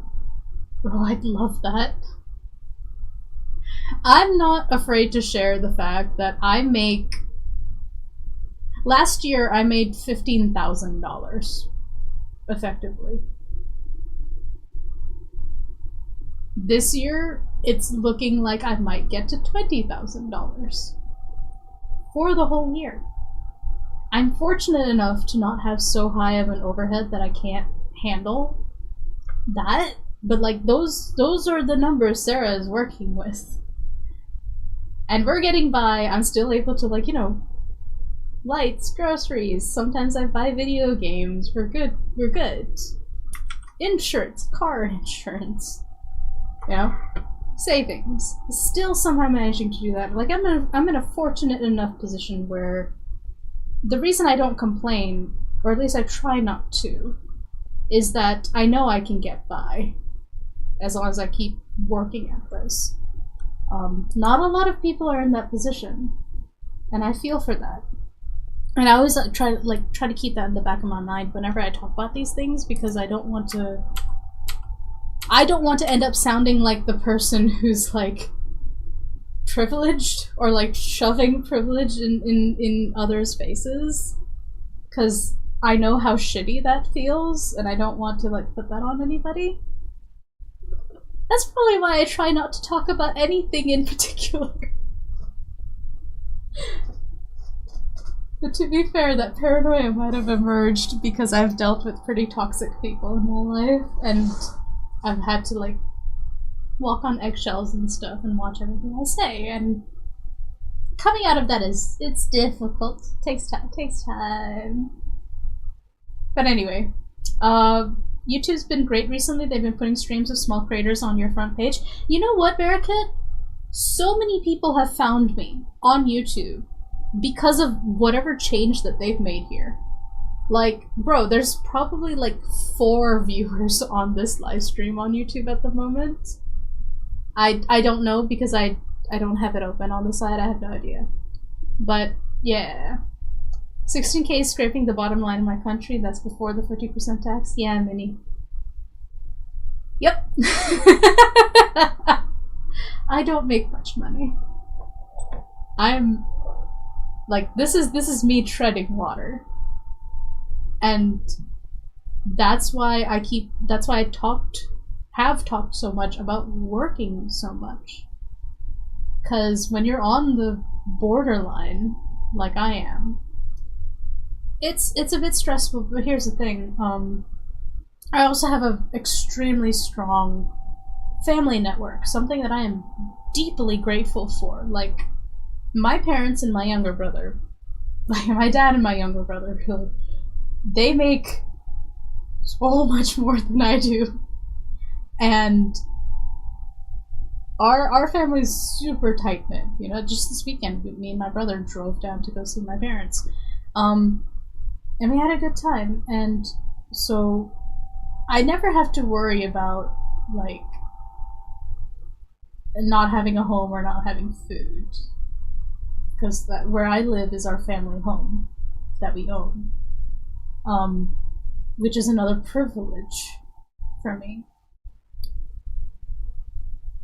So I try to keep all of this stuff in mind, and I am more than happy to be transparent with it, because these things are probably the only reason I'm sitting here right now, able to live stream drawing my comics, and only managing to make less than 20K a year, and trying to like get out of that.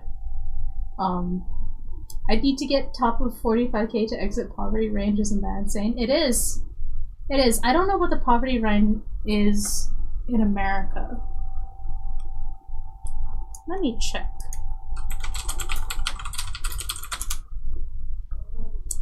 For one person, it's if you make less than $14,000 in the United States to be eligible for certain programs. But the problem is, I live in Florida, and if I wanted something like, say, food stamps, which I would qualify for, I would have to actively show them that I'm trying to get a job and submitting all of that stuff, because Florida sucks.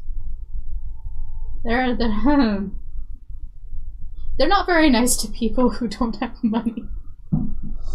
And I'm like, I have a job, I just don't earn enough. So it's just like, yeah.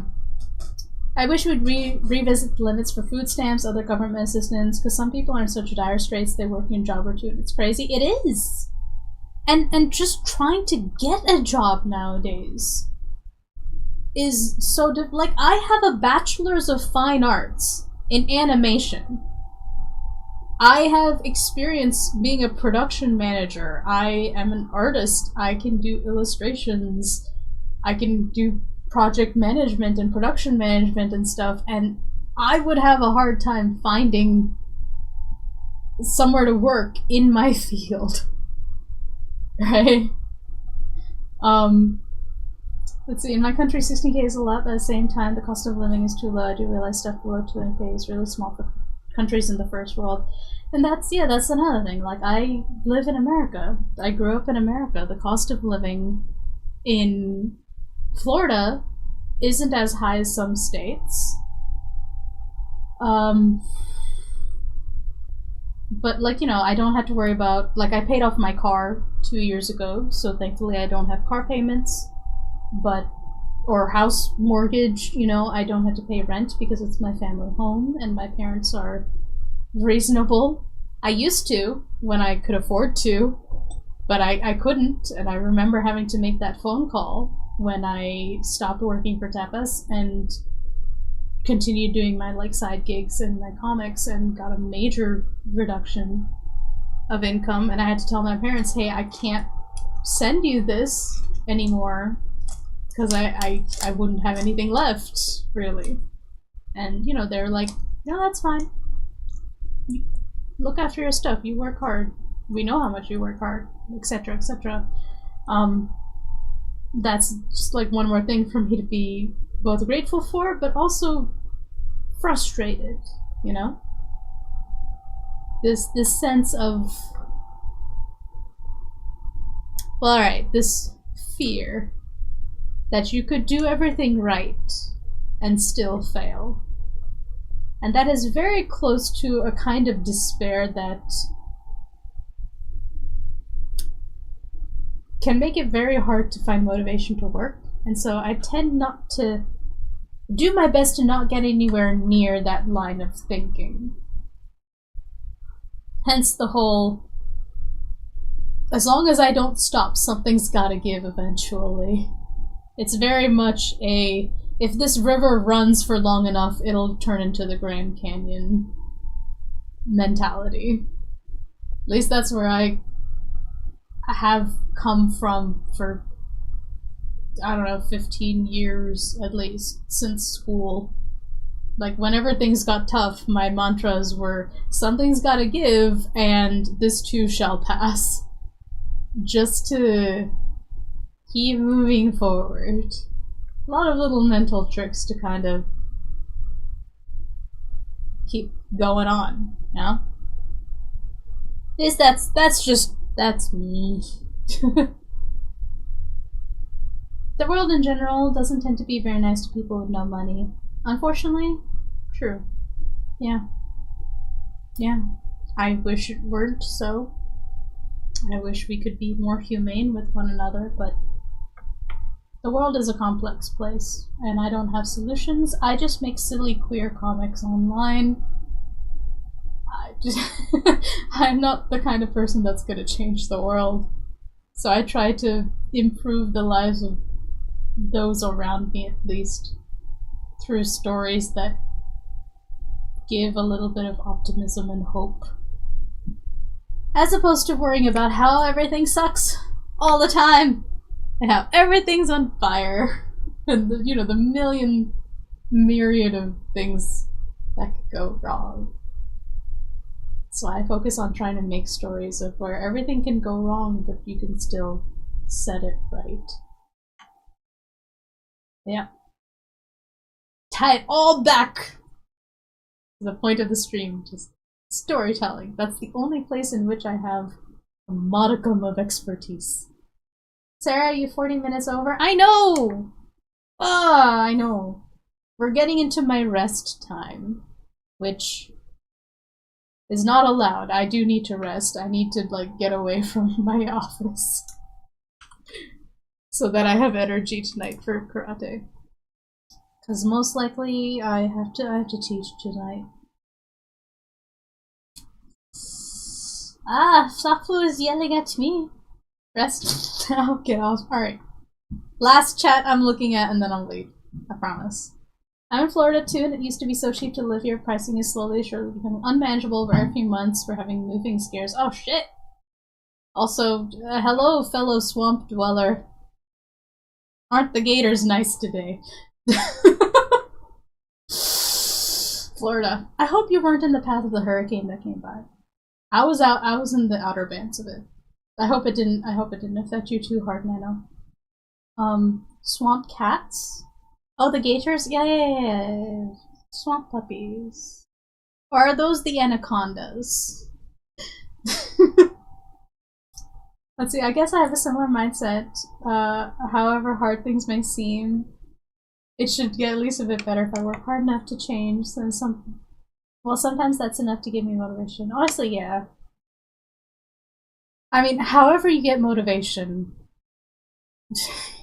you get it somehow, one way or another. Because I don't know, as long as you're alive, you have to act. I feel. The moment you stop making decisions is when you stop really living. So, yeah, that goes into a very different digression of philosophy that we don't have time to get into because I need to step away from the screen and go make food. Yes, Floppo's come over to the YouTube chat to yell at me. I will. I'm leaving. I'm getting off. I'm going now, Fluffu. Thank you. Don't stare at me like that. Let me get through my little outro, and then I'm leaving. That's it for today. As always, thank you for giving me company. I appreciate it. If you could like this stream, if you could subscribe over on YouTube, you can check out my Twitch for the schedule. I should be back tomorrow at 12 noon Florida time. Everyone take care. Thank you so much. This was fun. Goodbye.